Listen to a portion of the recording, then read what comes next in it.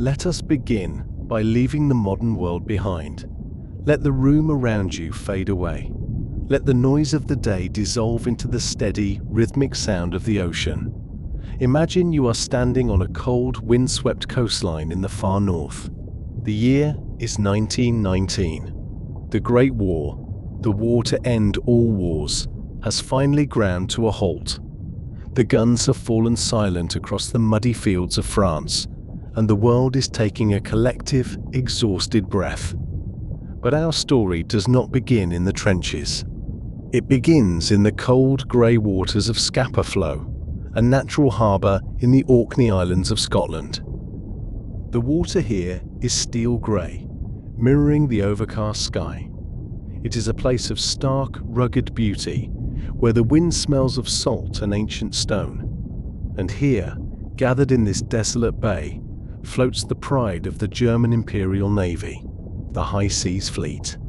74 magnificent warships, the pinnacle of early 20th century engineering. There are dreadnought battleships with guns the size of tree trunks. There are swift cruisers and agile destroyers. They sit at anchor, rusting slightly in the damp air, imprisoned by the terms of the armistice. It is June 21st, a quiet midsummer day. The German crews on board are bored, frustrated and anxious. They have spent months in this floating purgatory, waiting for the victors to decide their fate. But deep inside the flagship, a secret order has been whispered. The German admiral, Ludwig von Reuter, looks out at the British guard ships.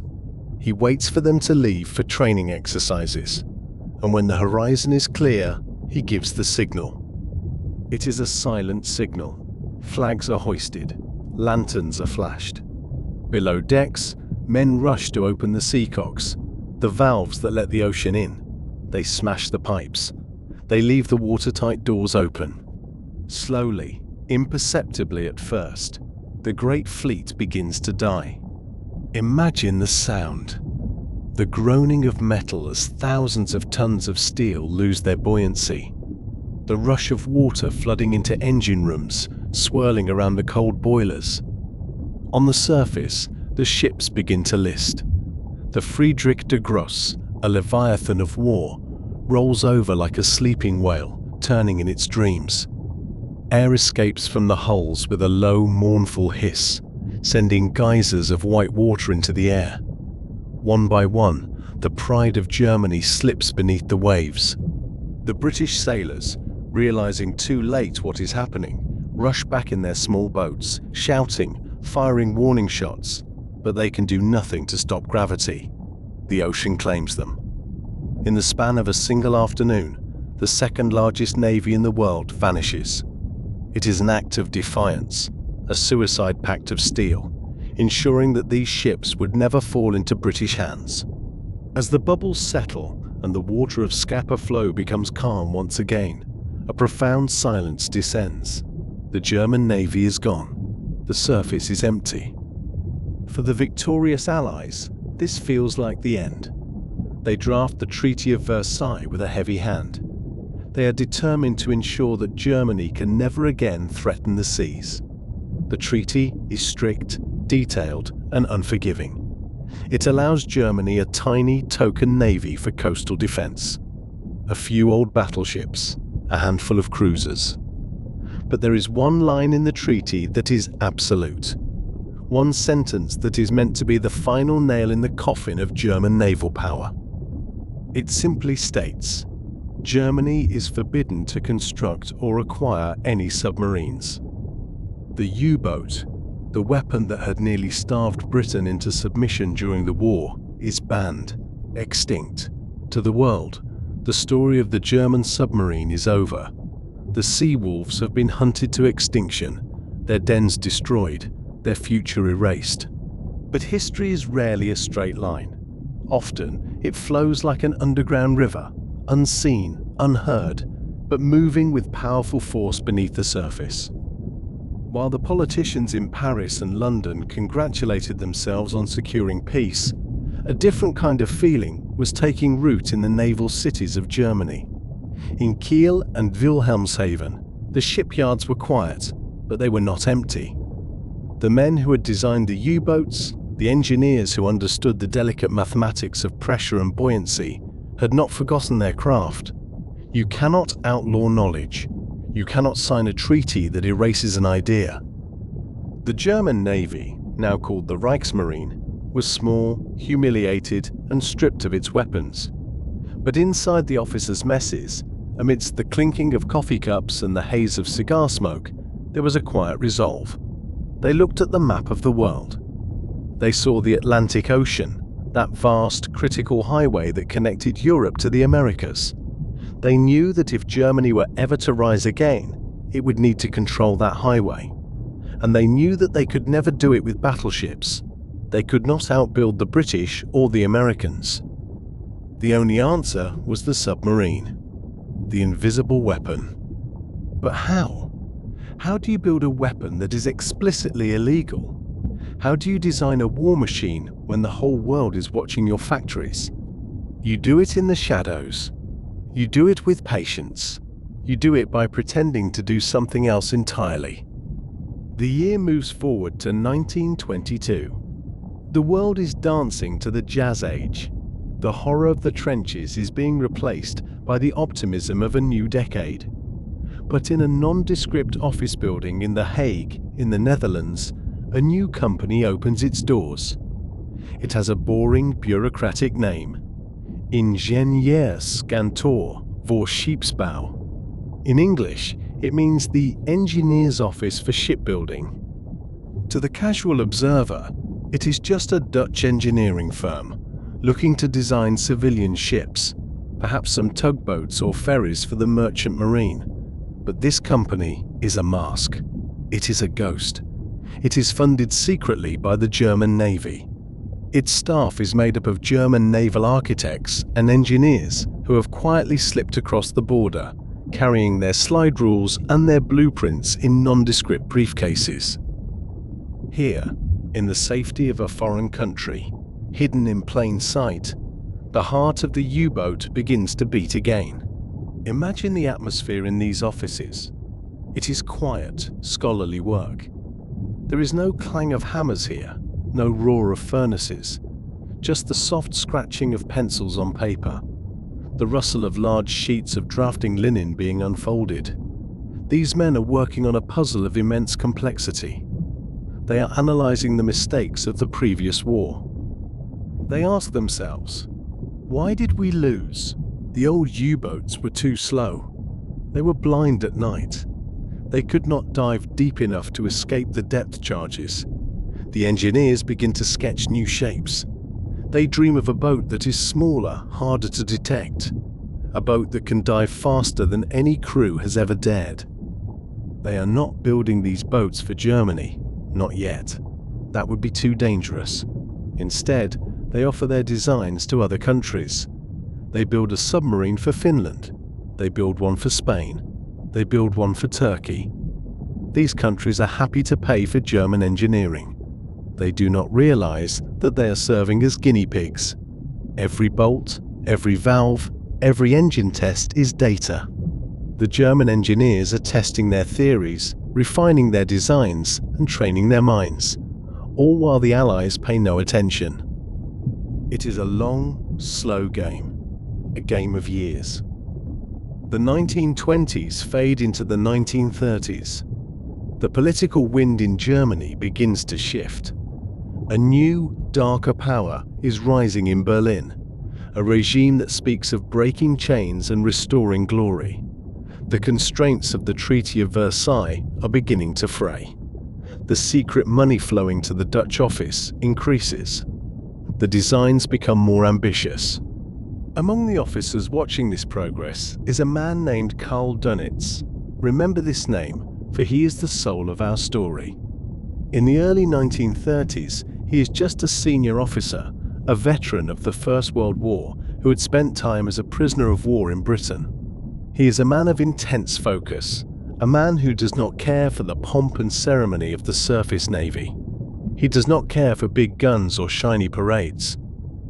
Dönitz is a believer in the deep. He believes that the submarine is not just a support weapon, but the only weapon that matters. He spends his nights writing manuals, developing tactics, playing war games in his mind. He imagines a new kind of warfare. Not a duel between single ships, but a coordinated attack. He imagines a pack of wolves hunting together, striking and vanishing. But for now, he has no wolves. He has only blueprints hidden in a Dutch safe. We are drifting now towards the year 1935. The secrecy is becoming strained. In huge covered sheds in the German port of Kiel, workers are finally laying down steel. The frames are being bent. The pressure holes are being welded. They are still officially hiding what they are doing, calling them experimental vessels, or hiding parts under the guise of other machinery. The smell of the shipyard returns. The sharp tang of ozone from the welders.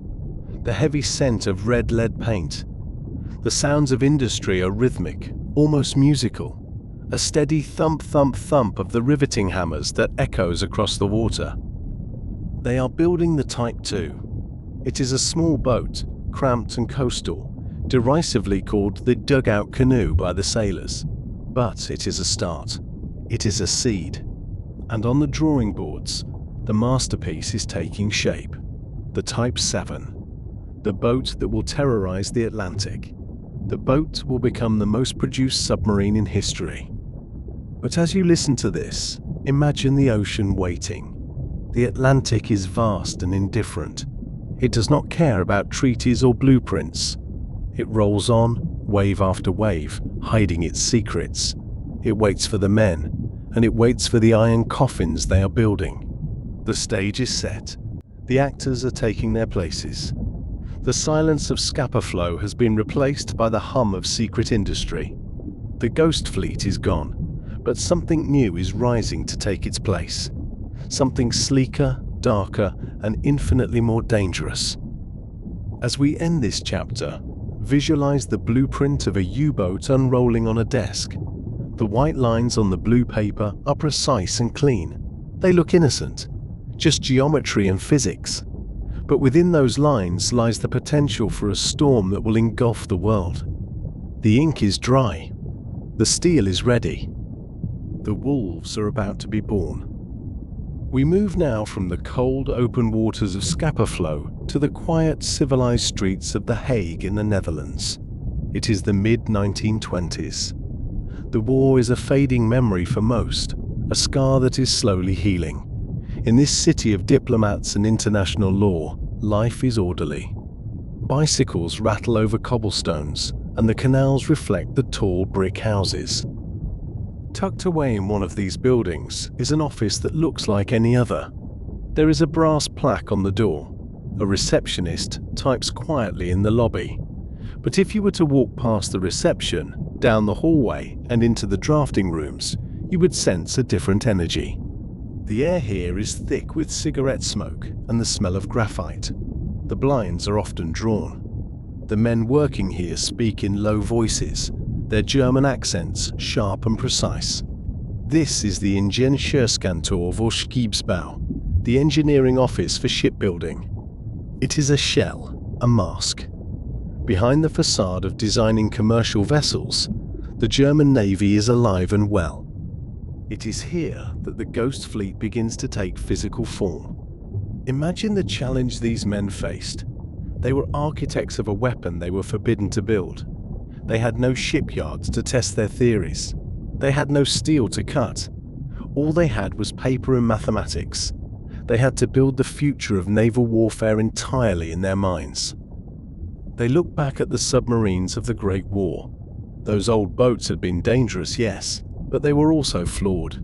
They were slow. They were clumsy. They were deaf. A submarine in 1918 was essentially a surface ship that could dip underwater for short periods. It rolled terribly in rough seas, making the crew sick and exhausted. When it submerged, it was blind, relying on periscopes that could be spotted by any vigilant lookout. The engineers in The Hague wanted to change this. They wanted to build a true submersible, a predator. They worked on the problem of the saddle tanks. In the old designs, fuel tanks were bolted onto the side of the hull, making the boat wide and slow. The engineers smoothed them out. They integrated them into the sleek, cigar-shaped hull. They ran calculations on drag and water resistance until their eyes blurred. They were trying to create a shape that would slip through the Atlantic like a needle. But blueprints are not enough. You need to test. You need to see how the steel behaves when the freezing pressure of the ocean squeezes it. Since they couldn't build in Germany, they built abroad. They contacted the Finnish Navy. "Let us build you a submarine," they said. "The best in the world." And so, in a shipyard in Finland, a prototype was born. It was called the Vesico. To the Finns, it was a coastal defense vessel. To the Germans, it was a laboratory. Every dive was a lesson. Every leak was data. They learned how to weld the pressure hull so it wouldn't crack.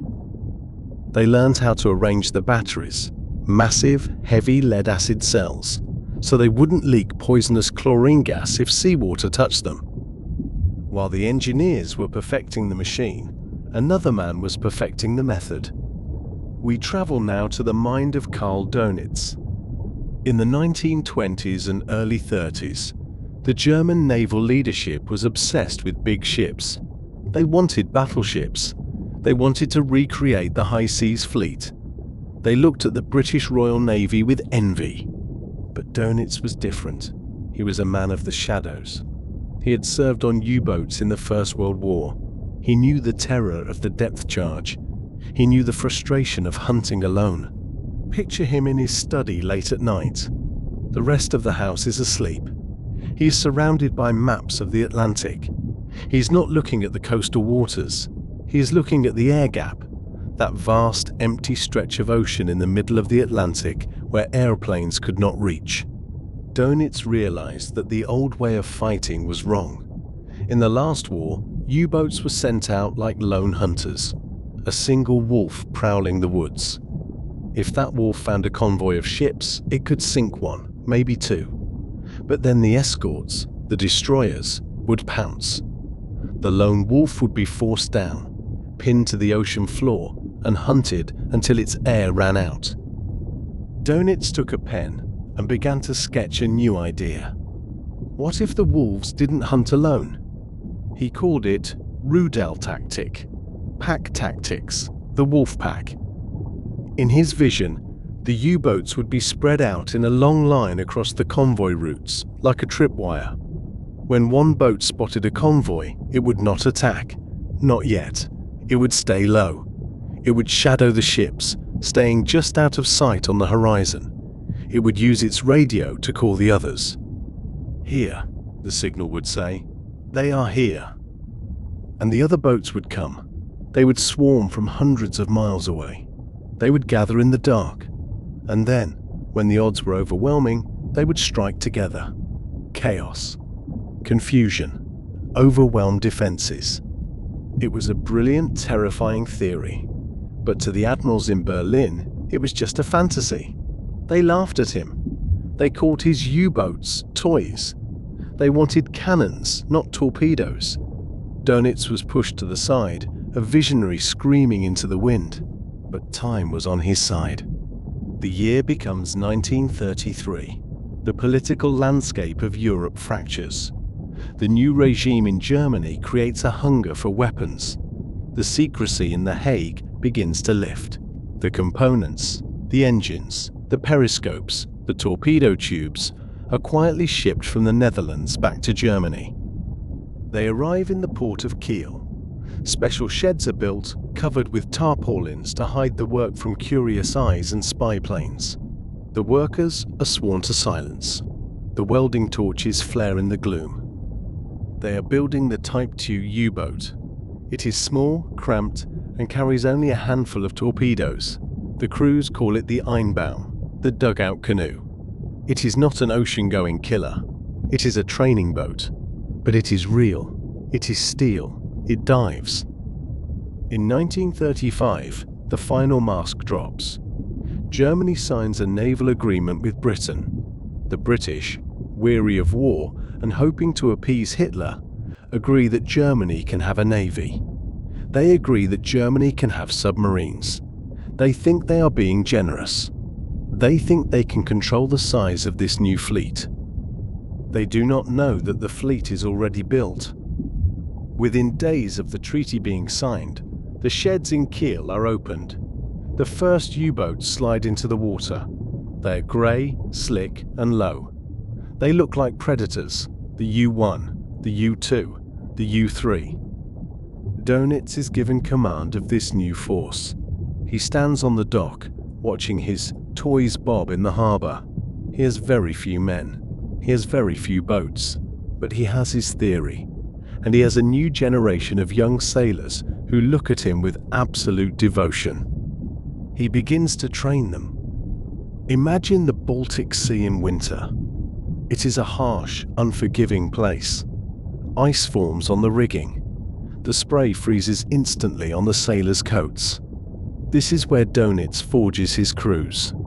He is relentless. He drills them until they drop from exhaustion. "Dive," he orders. The alarm bells scream. Clang, clang, clang. Men rush to the valves. The heavy diesel engines shudder and die, replaced by the hum of the electric motors. The boat tilts forward. The water rushes over the deck. 30 seconds, he yells. Too slow. Do it again. He pushes them to the breaking point because he knows what is coming. He knows that out in the Atlantic there is no second chance. A mistake in the Baltic means a stern lecture. A mistake in the Atlantic means death. The crews begin to bond. They are a special breed.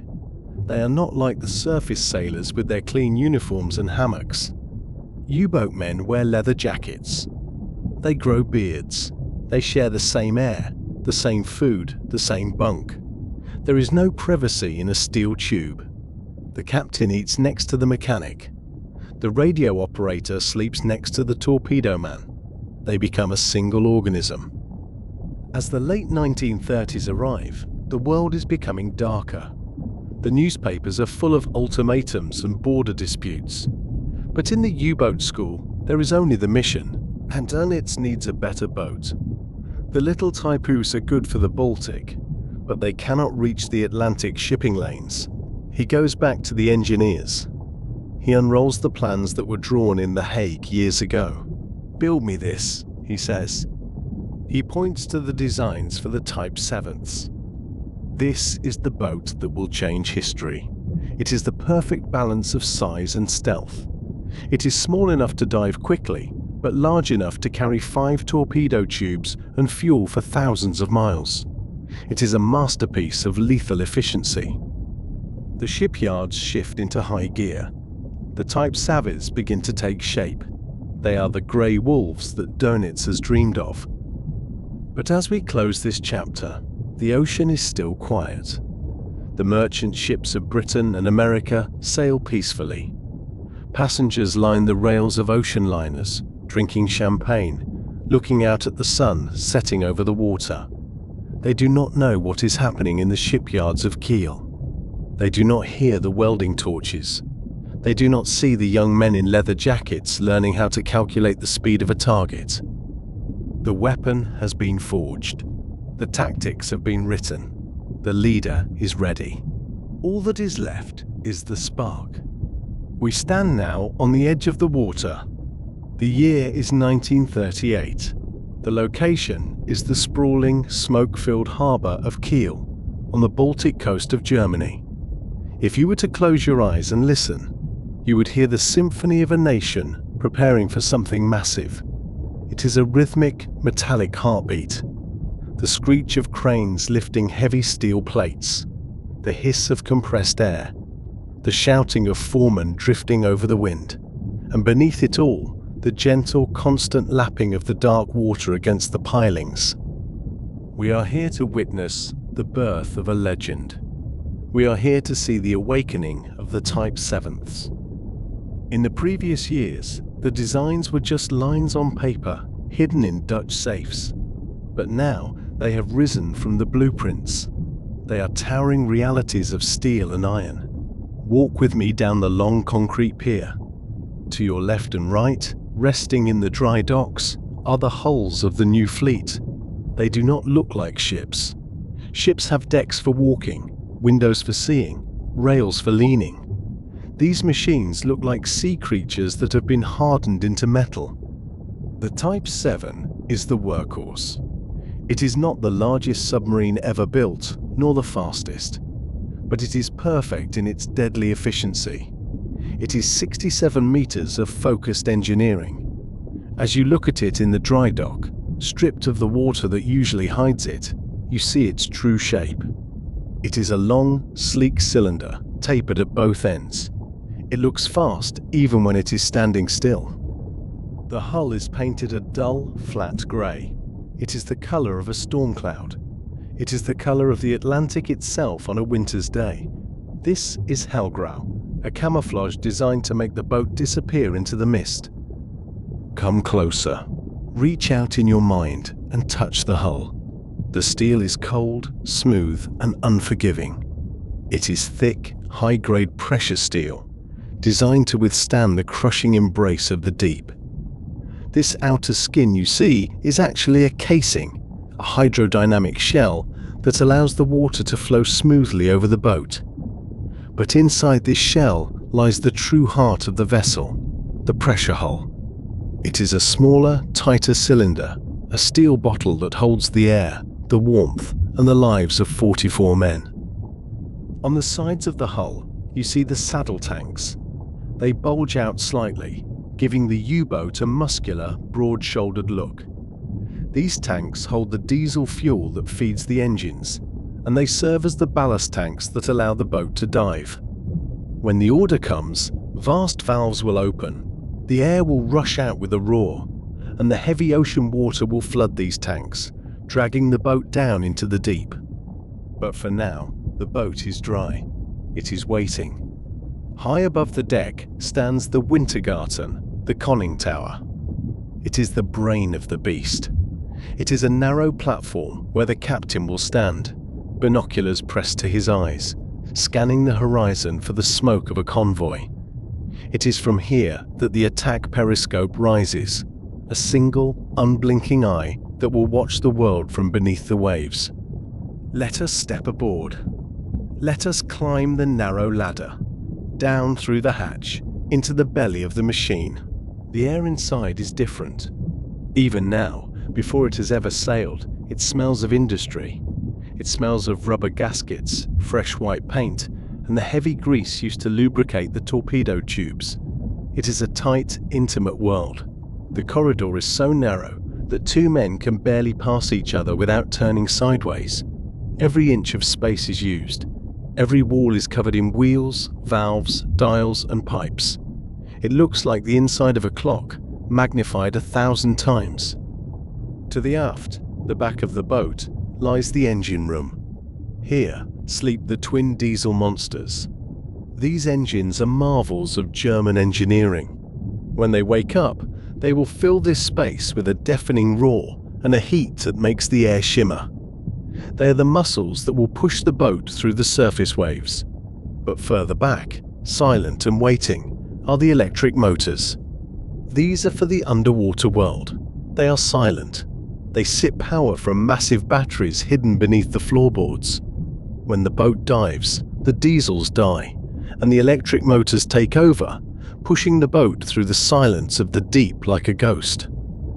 To the bow, the front, is the torpedo room. This is the teeth of the wolf. 4 brass tubes, gleaming under the electric lights.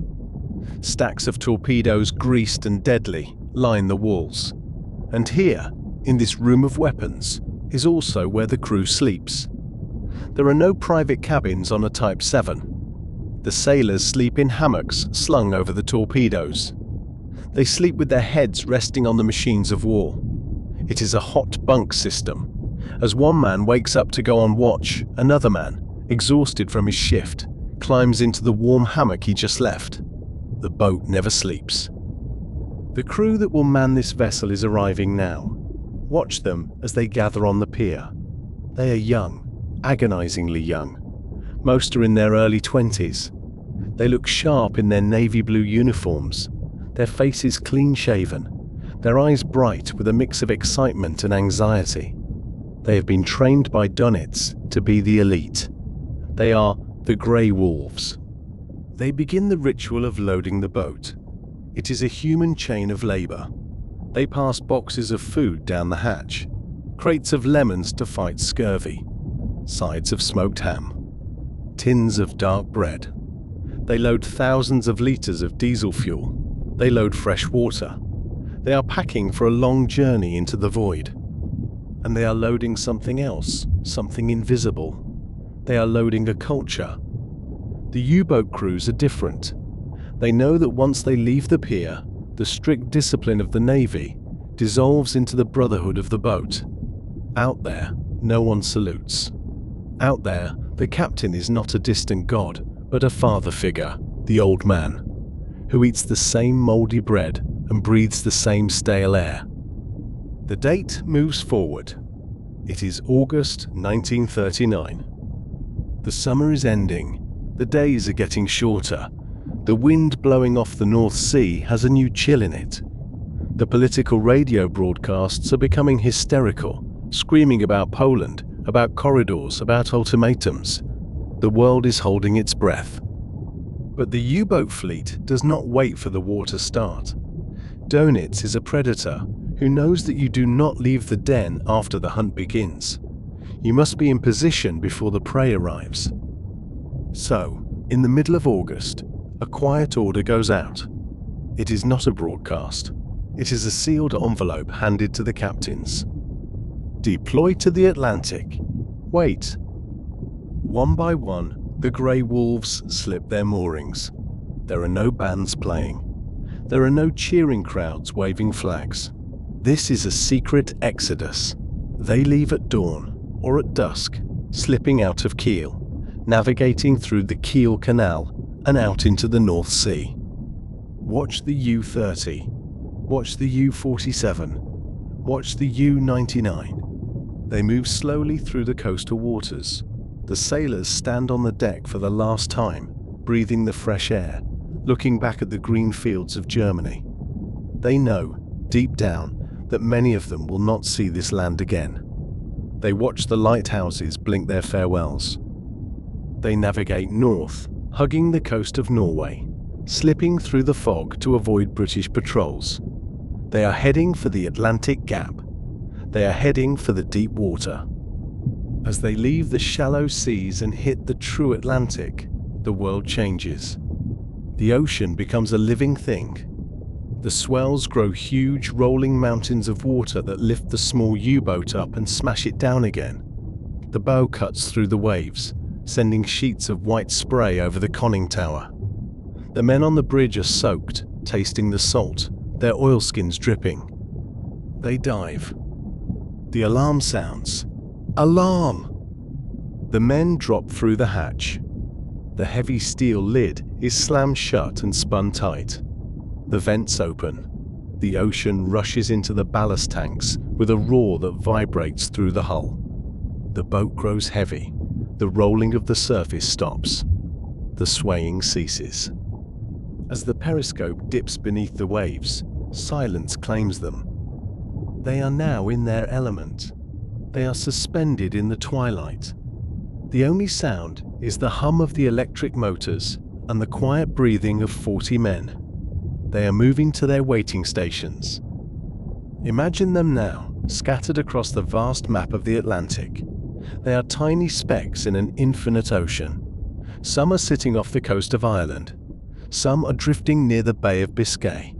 They are waiting for a single word, a code word from Berlin that will turn them from watchers into warriors. The waiting is the hardest part. The boat rocks gently, 50 meters below the surface. The lights are dimmed to save power. The captain sits in the tiny wardroom, drinking coffee, rereading his orders. The radio operator sits with his headphones on, listening to the static of the world above. He hears the music from London, the news from Paris, the jazz from New York. He is listening for the end of peace. The Type 7 has awakened. The Iron Beast is alive, its heart beating with electricity and diesel. It is prowling the garden of the Atlantic, hidden beneath the flowers of the whitecaps. The ocean is vast, beautiful, and indifferent. It hides the wolves well. As the sun sets on August 31st, 1939, the U-boats rise to periscope depth to recharge their batteries. The commanders look through the glass. The horizon is empty. The stars are bright. It looks like a peaceful world. But the radio operator is typing a message he has just received. He hands it to the captain. The captain reads it, his face unmoving in the red glow of the nightlights. He nods once. He looks at his crew. Hostilities commence at 4:45. The waiting is over. The hunt is about to begin. The date is September 3rd, 1939. It is a Sunday. In London, the sky is a brilliant, clear blue. The air is warm, the kind of late summer day that usually invites picnics in the park or lazy strolls along the Thames. But the streets are tense. People are gathered around wireless radios in their living rooms, in pubs, and on street corners. They are listening to the voice of Prime Minister Neville Chamberlain. His voice is tired, grave, and trembling with the weight of history. At 11:15 a.m., the words finally come. This country is at war with Germany. The signal travels at the speed of light. It races up the radio masts of the Admiralty building in London. It is beamed out across the English Channel, over the North Sea, and out into the vast, rolling grey of the Atlantic Ocean. Far out at sea, roughly 250 miles northwest of Ireland, a single U-boat is rocking gently in the swell. It is the U-30. The commander is Oberleutnant Fritz Julius Lemp. He is a young man, only 26 years old. He is known for his daring, his aggression, and his eagerness to prove himself. He is standing in the small, cramped radio room, listening to the stream of Morse code coming in from Berlin. The operator hands him the message. It is short. It is terrifying in its simplicity. Hostilities with England effective immediately. Lemp looks at his crew. The training is over. The theoretical war games are over. The torpedoes in the tubes are no longer dead weight. They are live weapons. He orders the boat to dive to periscope depth. He begins to hunt. The afternoon wears on. The sun begins to dip lower in the sky, casting long shadows across the waves. The visibility is good, but the sea is choppy. Then, at 4:30 p.m., a shape appears on the horizon. Lemp presses his face to the rubber eyepiece of the periscope. He sees smoke. He sees a silhouette. It is a large ship, steaming fast, zigzagging back and forth. Zigzagging is a maneuver of war. Ships do it to throw off the aim of a submarine. Lemp's heart beats faster. He studies the ship. It is dark, blacked out. It is moving aggressively. To his young, eager eyes, it looks like an armed merchant cruiser, a passenger ship converted into a troop transport or a patrol vessel. He believes it is a legitimate target. He believes it is a warship carrying soldiers to the front lines. He does not know that he is looking at the SS Athenia. The Athenia is a passenger liner. She is not carrying soldiers. She is carrying 1,103 civilians. They are men, women, and children fleeing the coming war. There are Americans, Canadians, and Britons on board. They are eating dinner in the dining halls. Children are playing on the decks. They believe they are safe. They believe that even in war, there are rules, that passenger ships are off limits, that a submarine must surface and give a warning before firing. But Lemp does not surface. He does not warn. He is operating under the prize rules in his head, but the zigzagging convinces him this is a warship. "Tube 1, ready," he whispers. "Tube 2, ready." The distance closes. The Athenia is large in the crosshairs. Fire. The boat shudders slightly as the compressed air kicks the torpedo out of the tube. Whoosh! AG-7. A torpedo is a mechanical shark. It is 7 meters long, powered by a mixture of compressed air and steam. It races toward the Athenia at 44 knots, leaving a white wake of bubbles on the surface. On the deck of the Athenia, a few passengers leaning on the rails see the white line streaking toward them. They point, they scream. But a ship of that size cannot turn in time. The impact is devastating. The torpedo strikes the port side near the engine room.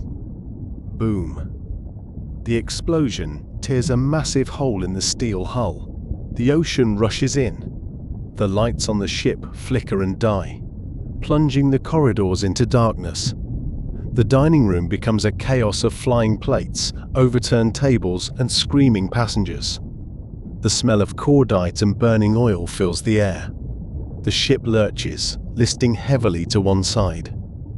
On the U-30, Lemp watches through the periscope. He sees the explosion. He sees the ship slowing down, listing. He feels a surge of triumph. He has drawn the first blood of the war. But as he watches, something changes. The ship is not firing back. There are no guns being manned. And then, the distress signals begin to crackle over the radio. SSS. SSS. Submarine attack. SS Athenia. Sinking. Passengers on board. Athenia. The blood drains from Lemp's face. He realizes his mistake. He has not sunk a warship. He has torpedoed a passenger liner full of civilians just hours after the war began. He has committed a war crime on day one. He brings the U-boat closer, surfacing for a moment to get a better look. In the fading light, he sees the lifeboats being lowered. He sees the women and children. The triumph vanishes, replaced by a cold, sinking dread. He knows that if Berlin finds out, he could be court-martialed. He knows that this will enrage the world. He makes a fateful decision. He does not help the survivors. It is too dangerous. British destroyers will be rushing to the scene. He orders the U-30 to dive deep. He orders radio silence. He vanishes into the dark Atlantic, leaving the Athenia to die. Back on the surface, the scene is one of tragedy. The Athenia takes a long time to sink. It lingers into the night, a dying giant. Survivors drift in lifeboats, cold and terrified, watching the stern of the great ship rise into the air before slipping beneath the waves. 117 people lose their lives that night, including 28 Americans. The shockwave of this event hits the world harder than the torpedo hit the ship. In London, the newspapers scream, German savagery. It confirms everything the British feared, that the Germans would wage a war of terror, ignoring all rules of humanity. In Berlin, there is panic. Adolf Hitler is furious. He did not want to provoke the Americans this early. The propaganda minister, Joseph Goebbels, spins a wild lie. He goes on the radio and claims that no German U-boat was near the Athenia. He claims that Winston Churchill, the British First Lord of the Admiralty, had the ship sunk by a British bomb to drag America into the war. It is a cynical, desperate lie, but for the German public, it is the truth. But out in the Atlantic, the other U-boat commanders hear the news. They do not believe the propaganda. They know what happened. They know the war has truly begun. The phony war might be happening on land, where French and German troops stare at each other across the border without shooting. But at sea, the war is hot from the first second.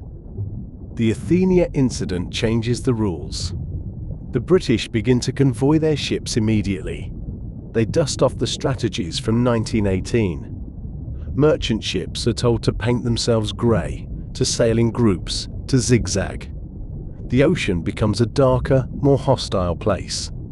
And for the crews of the U-boats, the reality of their existence sets in. They are not knights fighting a chivalrous duel. They are assassins. They are hunting in the dark, often unsure of what they are killing until it is too late.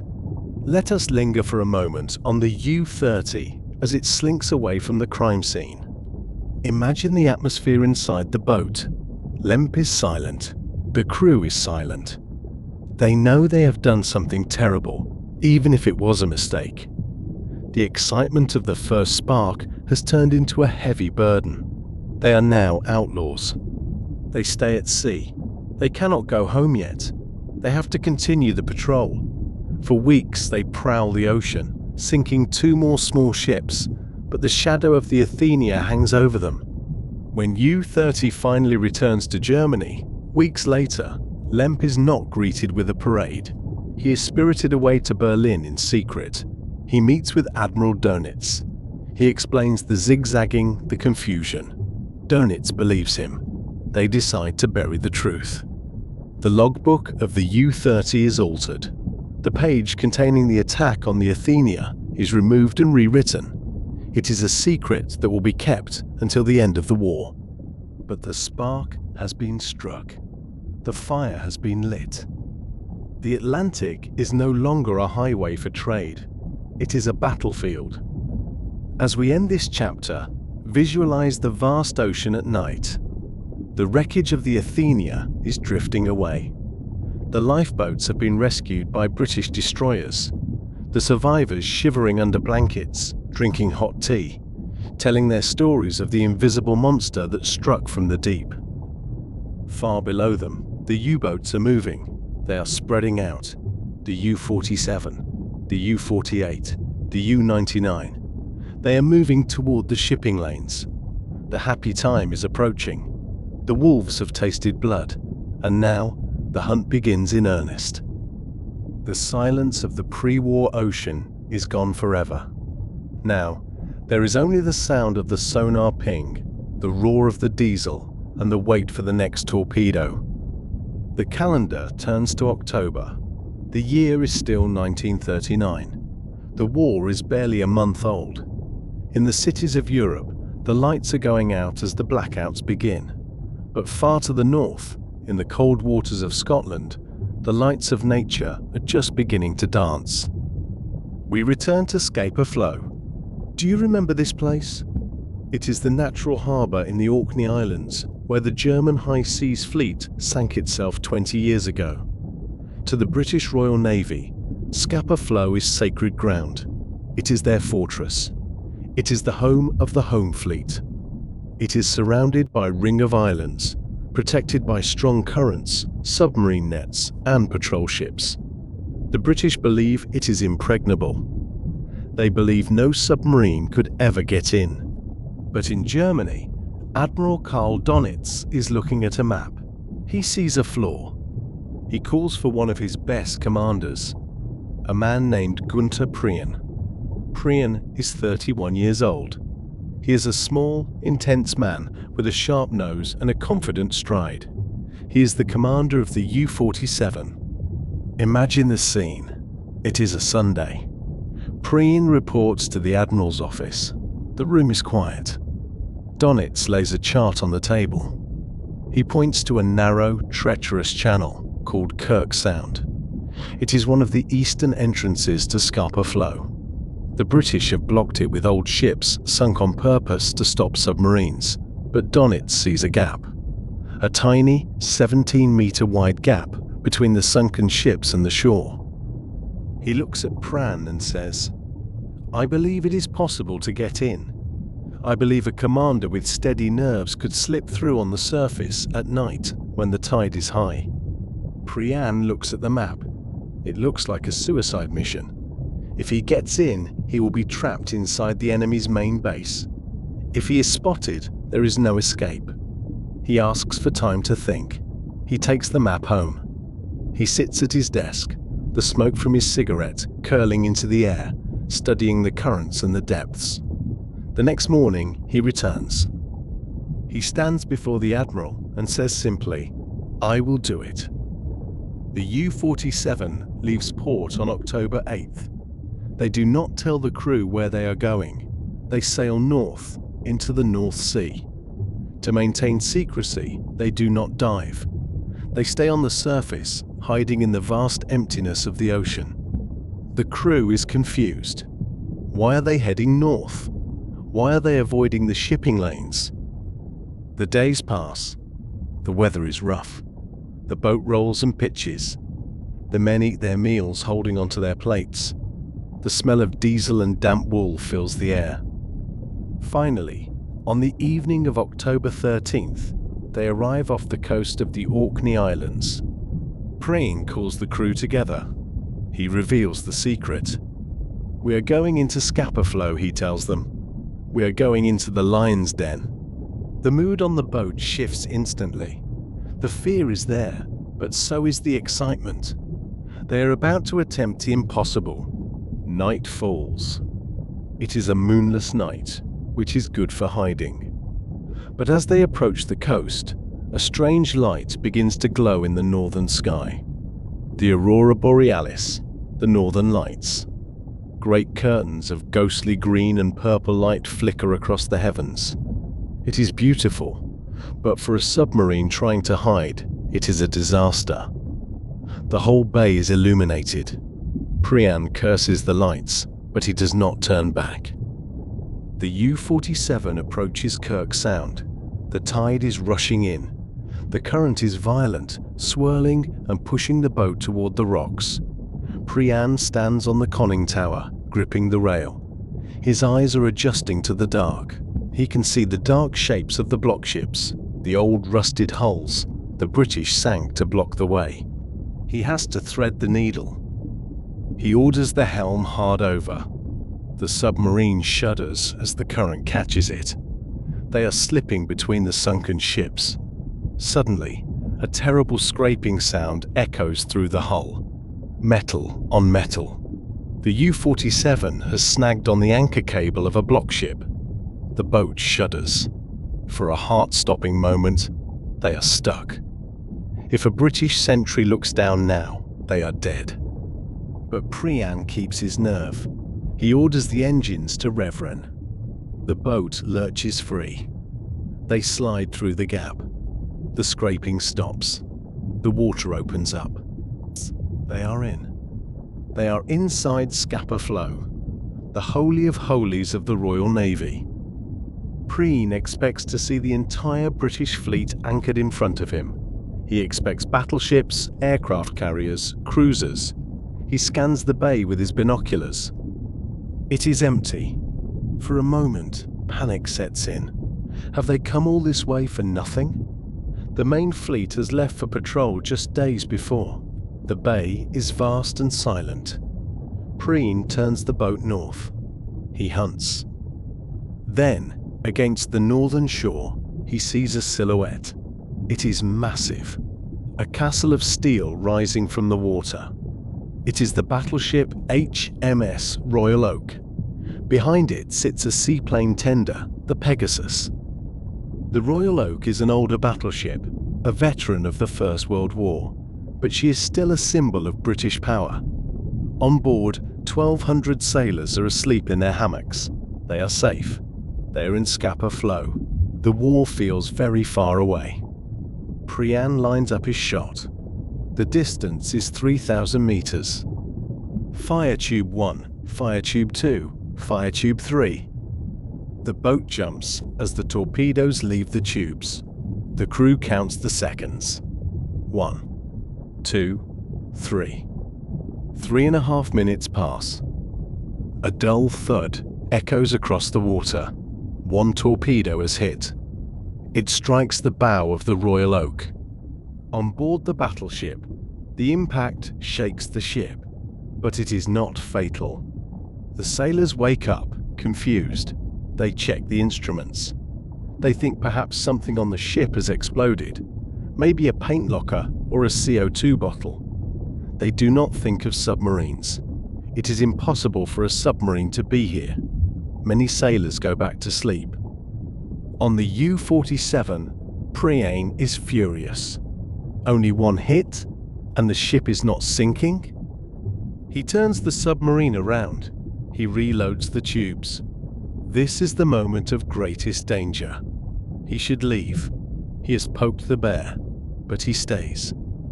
The reload takes 20 agonizing minutes. The northern lights are still flickering overhead. Finally, the tubes are ready. He closes the distance.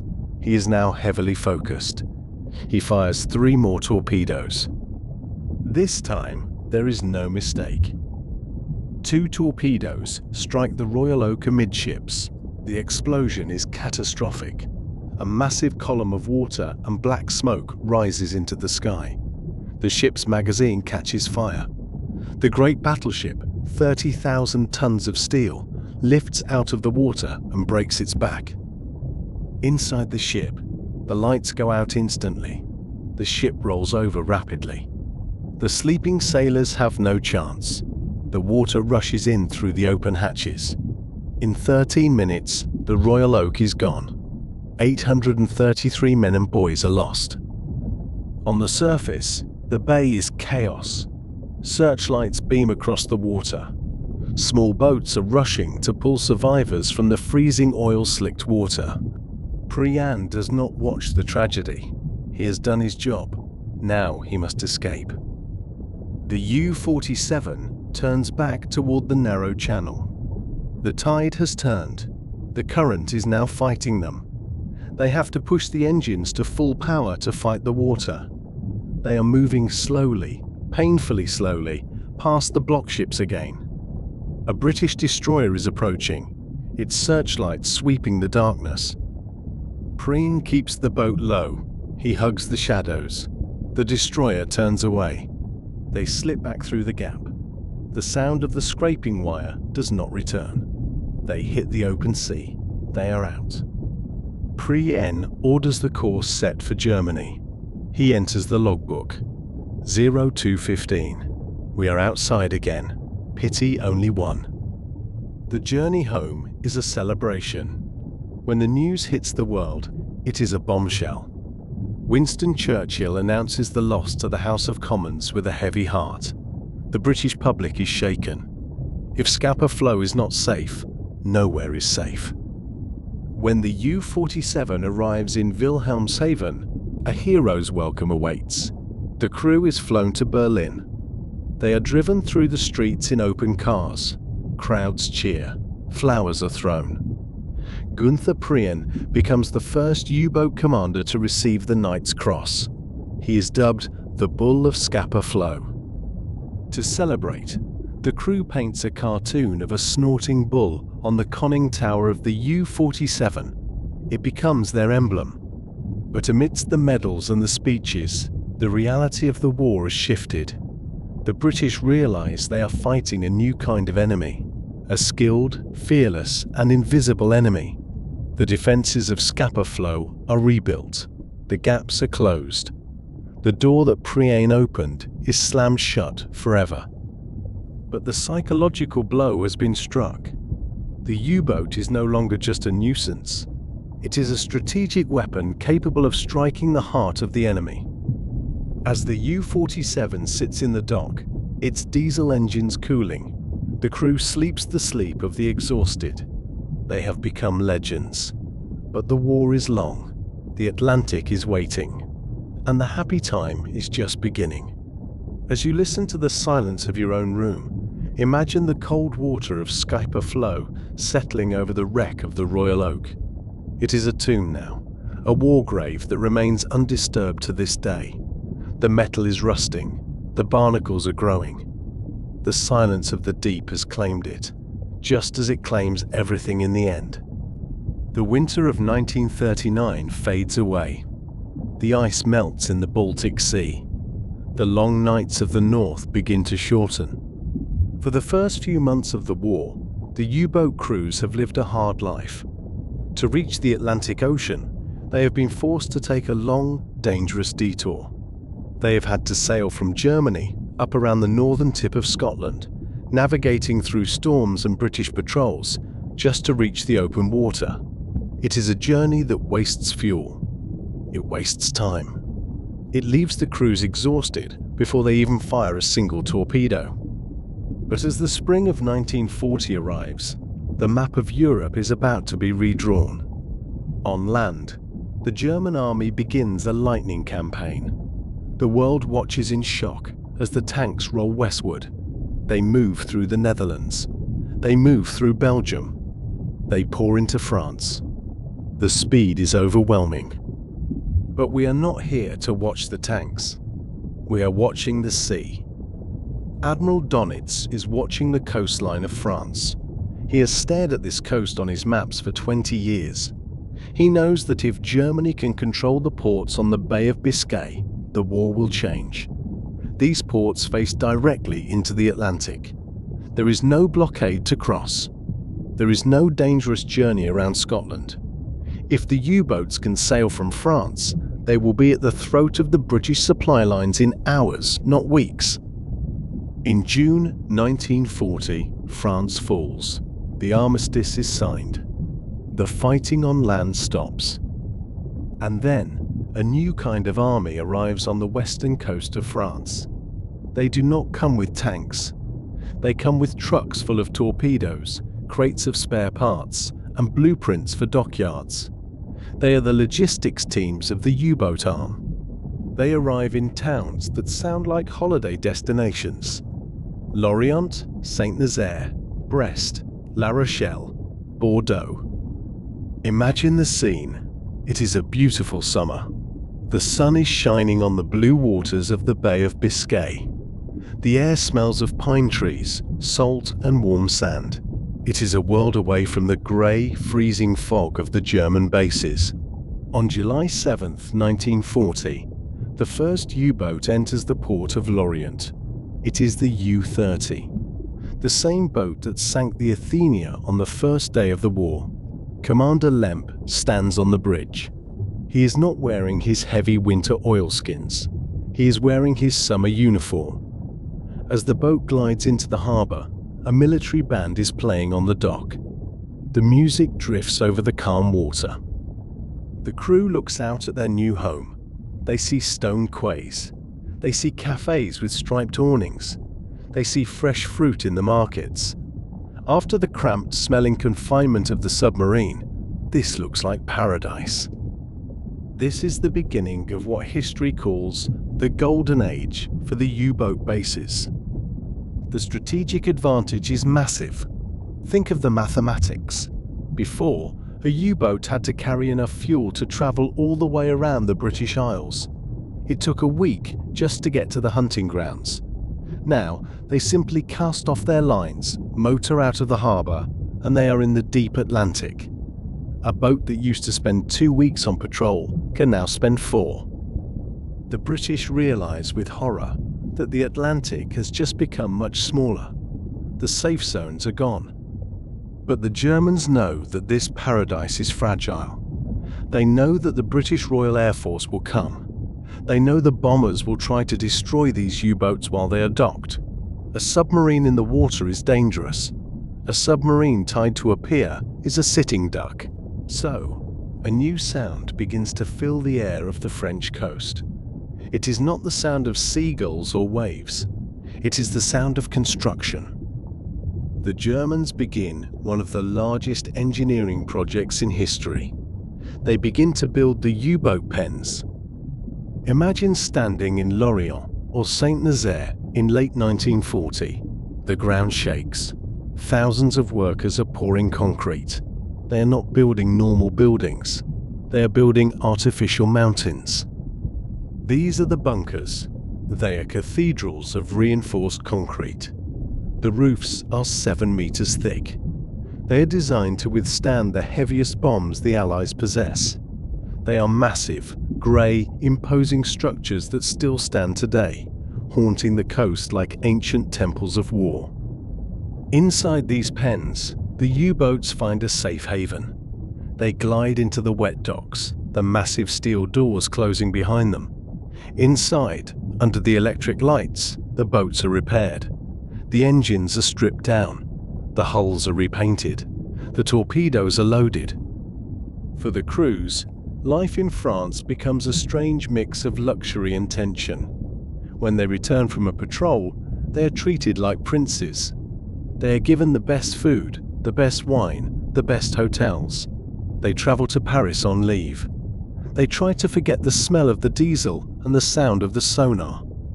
They walk through the sunny streets of La Rochelle, looking at the old stone towers and the fishing boats. They sit in the cafes, smoking cigarettes, watching the sunset. But in the back of their minds, they always hear the call of the ocean. They know that the luxury is temporary. They know that the grey wolves belong in the wild, not in the zoo. This period, the second half of 1940, is the calm before the storm. The bases are secure, the supply lines are established, the boats are ready. Admiral Donitz moves his headquarters to a chateau near Lorient. He wants to be close to his boys. He wants to greet every boat that returns. He stands on the pier, shaking the hands of the oil-stained commanders, asking them about the tactics, the convoys, the weather. He senses that the moment is right. The British are alone. The Americans are not yet in the war. The Atlantic is wide open. The sun sets over the Bay of Biscay. The lighthouse at the harbour entrance begins to sweep its beam across the water. Inside the massive concrete bunker at Lorient, the engines of U-99 roar to life. The exhaust fans hum. The lines are cast off. The boat slips out of the shadows of the concrete cave. It moves past the breakwater. The captain orders the course west. The lights of France fade behind them. The warm breeze is replaced by the cold spray of the deep ocean. The golden ports have done their job. They have rested the crews. They have repaired the machines. And now they send them back out to hunt. The stage is set for the most successful period in the history of submarine warfare. The time that the German crews will whisper about for the rest of their lives. They call it Die glückliche Gie, the happy time. We enter now into the most famous chapter of the U-boat story. It is the autumn of 1940. The French ports are open. The sun is setting earlier each day. The Atlantic Ocean is transforming into a vast, dark hunting ground. The German crews call this period Die glückliche Zeit, the happy time. It is a strange name for a war, but for the young men in the submarines, it felt like a time of impossible success. They felt invincible. They felt as if the ocean belonged to them. To understand why this time was so happy for them, we must look at the ocean through their eyes. The British Navy was stretched to the breaking point. They did not have enough destroyers to protect the thousands of merchant ships crossing from America and Canada. The convoys were large, slow, and poorly defended. Sometimes 30 or 40 merchant ships would be guarded by only 1 or 2 warships. And the U-boat commanders had discovered a secret. For years, everyone believed that submarines should attack from deep underwater. They believed they should hide, fire a torpedo, and stay hidden. But the aces of the happy time changed the rules. They realized that the British sonar, the device used to listen for submarines, only worked underwater. It could not hear a submarine that was floating on the surface. So, the U-boats stopped acting like submarines. They began to act like surface torpedo boats that could dive if they needed to. Imagine you are standing on the bridge of the U-99. The commander is Otto Kretschmer. He is known as Silent Otto. He is the most successful ace of them all. He is calm, professional, and deadly efficient. It is night. The moon is hidden behind thick clouds. The ocean is black. The U-boat is running on its diesel engines, cruising at full speed on the surface. It is low in the water, a tiny shadow that is almost impossible to see against the dark waves. Ahead of them, stretching across the horizon, is a British convoy. It is a city of ships, tankers, freighters, cargo vessels. They are moving slowly, loaded down with steel, grain, and oil. They are blacked out. No lights are showing. But Silent Otto can see their silhouettes against the stars. He can see the white foam of their wakes. The British escorts are on the outside of the convoy, looking outward, searching for periscopes. They do not expect the Wolf to walk right through the front door. Kretschmer gives the order. They do not dive. They steer the U-boat right into the middle of the convoy. This is the daring tactic of the happy time. The U-boat is now inside the formation. There are huge merchant ships on the left and right. The U-boat is so close that the German sailors can smell the smoke from the steamer's funnels. They can almost hear the British sailors talking on the decks. To the British lookouts, the U-boat is invisible. It looks like a wave. It is too small to be a ship, and it is moving too fast to be a submarine. Kretschmer stands on the tower, smoking a cigar. He does not need complex calculations. The targets are point blank. Tube 1. Fire. The torpedo rushes out. It covers the short distance in seconds. The impact is sudden. A flash of orange light rips through the darkness. A tanker erupts into flames. Chaos takes over the ocean. The convoy scatters. The merchant captains panic, turning their heavy ships, trying to avoid a phantom enemy. The escorts fire star shells into the sky. Brilliant white flares drift down on tiny parachutes, illuminating the ocean with a harsh, ghostly light. But the light helps the U-boat. Now, Kretschmer can see his targets even more clearly. He picks another ship. Tube 2. Fire. Another hit. Another explosion. The British destroyers are racing around the perimeter, dropping depth charges into the deep water, thinking the enemy is below. They do not realize the enemy is right next to them, floating on the surface, watching the fireworks. For the U-boat crews, these nights were a rush of adrenaline. They would stay inside the convoy for hours, firing all their torpedoes until the tubes were empty. Then, they would turn around and speed away into the darkness, leaving the burning ships behind. When they returned to the ports in France, it was like a festival. Picture the scene at Lorient. The U-boat approaches the dock. The crew is lined up on the deck, wearing their white uniforms, bearded and tired, but smiling. From the periscope mast, they fly white pennants, small flags. One flag for every ship they have sunk. Some boats come home with 4 flags, some with 7. The bands play. The nurses throw flowers. Admiral Donitz is there to hand out the Iron Crosses. It was during this time that the famous names became legends. Günther Preyer, the Bull of Scapa Flow. Joachim Schepke, the handsome, charismatic commander who wrote books about his adventures. And Otto Kretschmer, the quiet professional. These 3 men were the kings of the Atlantic. They competed with each other. They raced to see who could sink the most tonnage. The German newspapers printed their scores like sports results. The whole nation watched the tonnage war. But amidst the glory, there was a terrible reality. The happy time was a massacre. Hundreds of thousands of tons of shipping were going to the bottom of the sea. The British lifeline was being cut. Winston Churchill, the British Prime Minister, later wrote that the only thing that ever really frightened him during the war was the U-boat peril. He knew that if the ships stopped coming, Britain would starve. But history teaches us that no advantage lasts forever. The ocean is a dynamic place. The enemy adapts. As 1940 turns into 1941, the British begin to learn. They develop better radar that can see small objects on the surface. They build more destroyers. They start to route the convoys further north, into the icy storms where the U-boats struggle to operate. The happy time begins to fade. The easy victories become harder. The lone hunters can no longer just sail into a convoy and do as they please. The British escorts become more aggressive.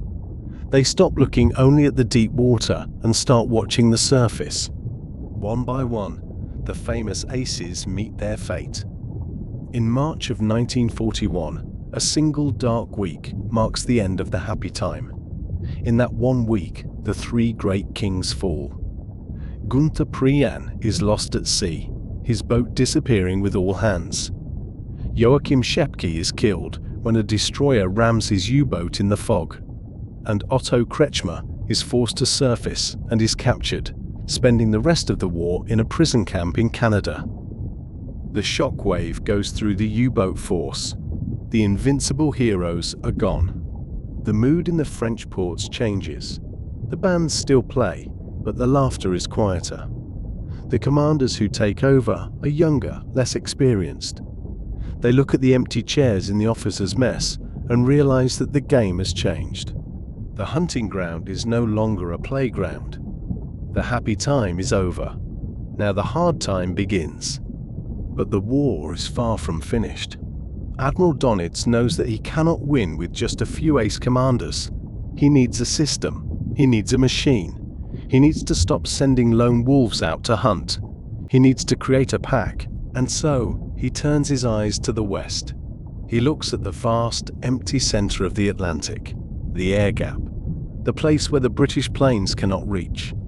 And he begins to organize his boats into a deadly new formation. He calls it the Wolfpack. As we end this chapter, imagine the U-boats moving away from the coasts. They are moving deeper into the ocean.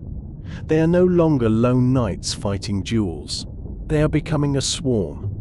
They are communicating with radios, coordinating their movements, waiting in long lines across the ocean. The Atlantic is getting colder. The waves are getting higher. And the true battle, the war of attrition, is about to begin. We have spoken of the lone hunters, the aces who roam the seas like knights seeking a duel. But as the war drags on into 1941, the ocean changes. The British defences become stronger. A single U-boat, alone in the vast emptiness of the Atlantic, is no longer enough to break the supply lines. Admiral Donitz knows this. In his chateau in France, he looks at the map of the Atlantic Ocean. It is huge. It is 32 million square miles of water. Finding a convoy of ships in that endless blue is like finding a single grain of sand on a beach. He realizes that the eyes of one boat are not enough. He needs a net. He needs a trap. And so, the Wolfpack is born. To understand the Wolfpack, you must imagine the ocean not as a battlefield, but as a grid. A mathematical board game played on the surface of the deep. The tactic begins in silence. Donitz orders 10, maybe 15 U-boats to sail to a specific area in the mid-Atlantic. This is the air gap, the lonely center of the ocean where planes cannot fly. When the boats arrive, they do not hunt, they stop. They arrange themselves in a long line running from north to south. The boats are spaced about 15 miles apart. They form a rake, a picket line of eyes, and binoculars stretching for hundreds of miles across the convoy routes. And then they wait. This is the hardest part of the Wolfpack War, the waiting. The engines are turned off to save fuel. The boat drifts with the currents. The crew cleans the boat. They sleep. They play cards. The captain stands on the bridge, scanning the horizon, hour after hour. There is nothing but grey waves and grey sky. The silence is absolute. They are waiting for a wisp of smoke. Finally, it happens. On the far edge of the horizon, a lookout spots a smudge. It is faint, barely visible against the clouds. Then, the tops of masts appear. It is a convoy. 50 merchant ships plodding slowly east toward England. In the old days, the U-boat would attack immediately. But under Wolfpack rules, the discipline is strict. The captain does not fire. He does not dive. He turns his boat around and slips into the shadows. He stays just out of sight, barely visible, trailing the convoy like a ghost. He is the contact keeper. He goes to the radio room. The operator warms up the transmitter. This is the moment of greatest danger. because the British can hear the radio signals, but the message must be sent. He taps out a short, coded burst. High frequency. Fast. Convoy spotted. Grid BC45, course east. Speed 8 knots. The signal flies through the air, bouncing off the ionosphere, traveling hundreds of miles back to the stone walls of the bunker in France. There, in the operations room, the pins are moved on the Great Wall map. Admiral Donitz sees the convoy. He sees his line of U-boats. He picks up the microphone.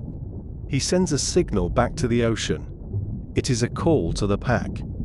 To all boats. Convoy in grid BC45. Attack. Out on the ocean, the line breaks. The waiting is over. The other U-boats, who are drifting miles away, start their engines. The diesels roar to life. The bows cut through the water. They turn toward the location of the contact keeper. They are converging.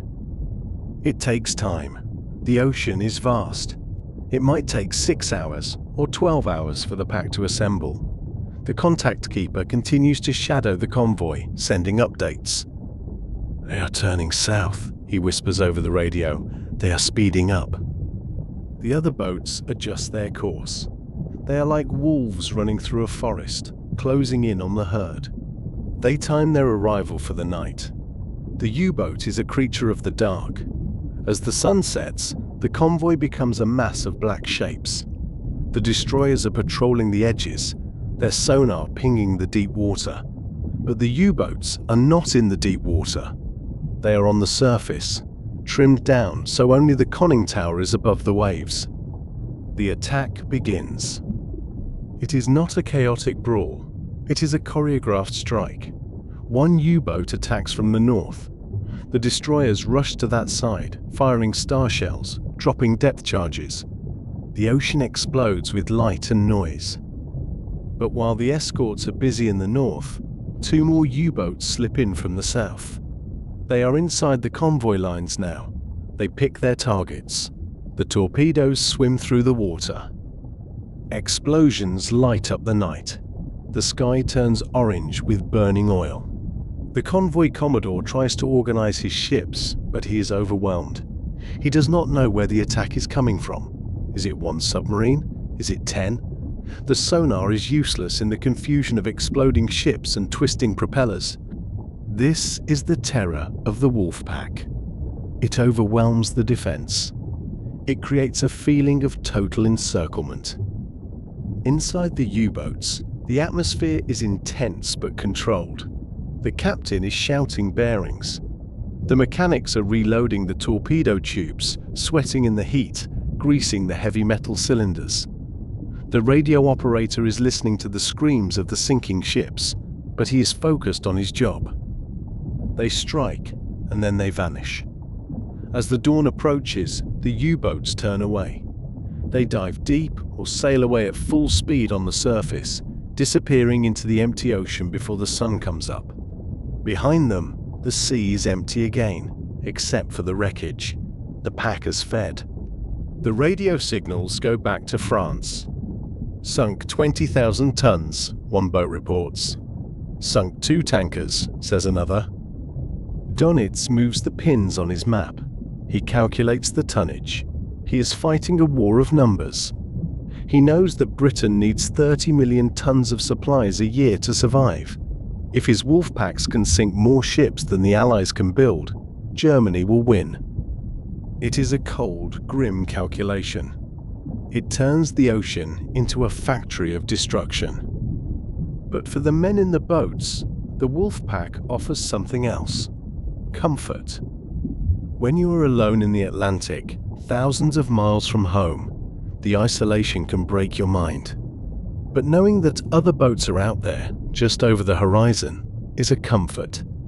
Sometimes, in the quiet moments after a battle, 2 U-boats might pull up next to each other in the middle of the ocean. The captains shout across the water through megaphones. "How is your fuel? Do you have fresh bread? Did you hear the football score from Berlin?" They might pass supplies between the boats, a crate of lemons, a spare part for a diesel injector. For a few minutes, they are not alone. They are brothers in the same struggle. Then they wave goodbye, the engines rev, and they drift apart again into the grey mist. This system, this Rudel tactic, reaches its peak in 1942. It almost breaks the Allied supply lines. There are months where the U-boats are sinking ships faster than they can be counted. The Allies are desperate. They are losing the Battle of the Atlantic. But every system has a flaw. The Wolfpack relies on one thing: communication. The radio. The radio is the strength of the pack, but it is also its weakness. Every time a U-boat sends a message, convoy spotted, attacking now, returning to base, it is sending a beam of energy into the sky. And in England, people are listening. They are not just listening to the Morse code. They are measuring the direction of the signal. This is called high-frequency direction finding, or HFDUF. When a U-boat transmits, the British listening stations can draw a line on a map. The signal came from this direction. If two stations hear the same signal, the lines cross. X marks the spot. Slowly, the hunters are becoming the hunted. The invisible web of radio waves that connects the Wolfpack is beginning to glow for the Allies. But that is a story for later. For now, in the dark nights of the mid-Atlantic, the Wolfpack is still the king. The ocean is still wild. And the convoys are still sailing into the trap, night after night, unaware that the grey wolves are waiting in the dark, watching and listening. Let us leave the freezing spray of the bridge. Let us leave the vast, empty horizon of the Atlantic. We are going to descend the ladder. We are going to close the heavy steel hatch above our heads. We are spinning the wheel to lock it tight. Welcome to the world of the inside. For the 50 men who served on a Type 7 U-boat, this steel cylinder was their entire universe for months at a time. It was a world with its own climate, its own time zone, its own smells, and its own rules. The first thing that hits you is the smell. It was a scent so thick and unique that it had a name: the U-boat smell. It was a cocktail of diesel oil, bilge water, cooking grease, mold, and cologne. It smelled of wet wool and unwashed bodies. It soaked into everything. It soaked into the sailors' hair, their skin, and their leather jackets. Even the bread tasted of diesel. When a U-boat man went home on leave, his family knew he had arrived before he even walked through the door, because the smell of the boat radiated from him. But to the crew, after a few days, the smell disappeared. It became the air they breathed. It became the smell of home. The space is the next thing you notice. It is incredibly small. A U-boat is not a ship with rooms and hallways. It is a machine that happens to have people inside it. Every inch of the wall is covered in pipes, valves, wheels, and dials. It looks like the inside of a giant clock. There is no privacy. There are no doors to close. You are never more than a few feet away from another human being. Walk forward to the bow, the front of the boat.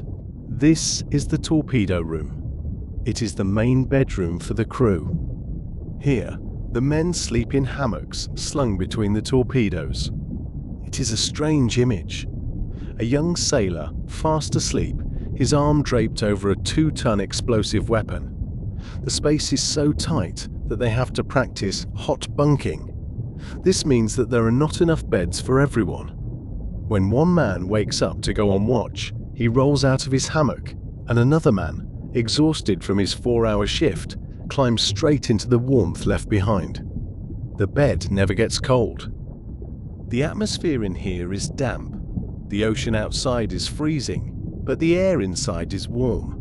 This creates condensation. The steel walls sweat. Drops of water are constantly forming on the ceiling and dripping down. To keep their clothes dry, the men store them in hammocks covered with rubber sheets. It is like living in a tropical jungle made of iron. Let's move to the center of the boat. This is the galley, the kitchen. It is a tiny space, no bigger than a closet. It has a small electric stove and a pantry.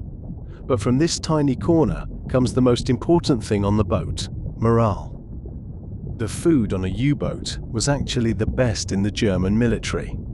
Admiral Donitz knew that if you lock men in a steel tube for 8 weeks, you must feed them well. When the boat first leaves port, the food is fresh. For the first week, the men eat like kings.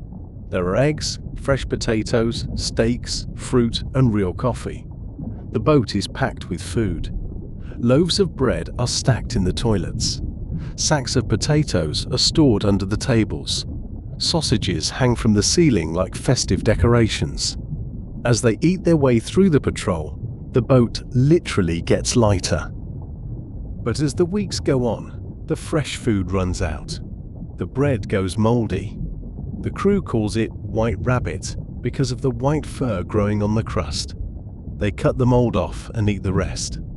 The potatoes turn soft. The meat comes from cans. By the end of the patrol, the diet is hard crackers and canned stew, flavored with the ever-present taste of diesel. Life is ruled by the rhythm of the watch. 4 hours on, 4 hours off. There is no Saturday or Sunday. There is only the cycle of duty. When a sailor is off duty, there is very little to do. They play cards. Scat is the favorite game, played with worn, greasy cards on a small folding table. They read books until the pages fall out. They listen to the record player. Every boat had a collection of vinyl records. They would play the same songs over and over again, usually German folk songs or jazz records they had bought in Paris. The soundscape of the boat is a constant companion. On the surface, it is loud. The 2 massive diesel engines hammer away, vibrating the floorboards. The boat pitches and rolls violently. In a storm, the U-boat is like a cork in a washing machine. Men are thrown out of their bunks. Plates fly across the galley. You have to hold onto a pipe just to stand up. But when the alarm sounds and the boat dives, the world changes. The diesels stop. The sudden silence is shocking. The electric motors turn on, and they make only a soft, high-pitched hum. The boat becomes stable. The rocking stops. It is peaceful. But deep down, the ocean presses in. The deeper you go, the more the hull groans. You can hear the steel contracting under the pressure. Creak, groan, pop. It is the sound of the ocean trying to crush the bubble of air. To a rookie sailor, it is terrifying. To a veteran, it is a lullaby. It means they are safe beneath the waves. Hygiene is another casualty of the deep. There are no showers on a Type 7 U-boat. There is very little fresh water, and it is strictly for drinking. For 6 or 8 weeks, no one bathes. The men grow beards. They stop shaving the day they leave port. It becomes a competition to see who can grow the thickest beard. They wipe themselves down with diesel oil to clean off the grease, and then try to wash the oil off with saltwater soap, which doesn't really lather. They turn pale, their skin losing all its color from the lack of sunlight. They call it the U-boat tan. They look like ghosts with oil-stained faces. The toilet is a mechanical nightmare. There are 2 toilets on board, but one is usually used to store food for the first few weeks. That leaves 1 toilet for 50 men, and flushing it is not simple. Because of the water pressure outside, you cannot just pull a handle. You have to operate a complex series of levers and valves to pump the waste out against the pressure of the ocean.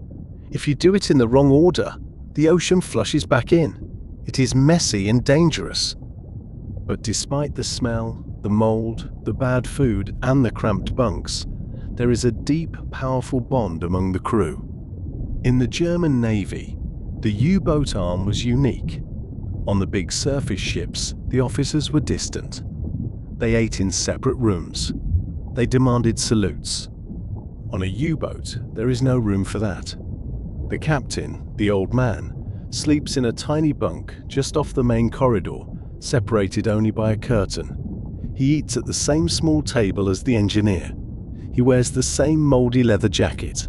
He smells the same. They are a family. They depend on each other for survival.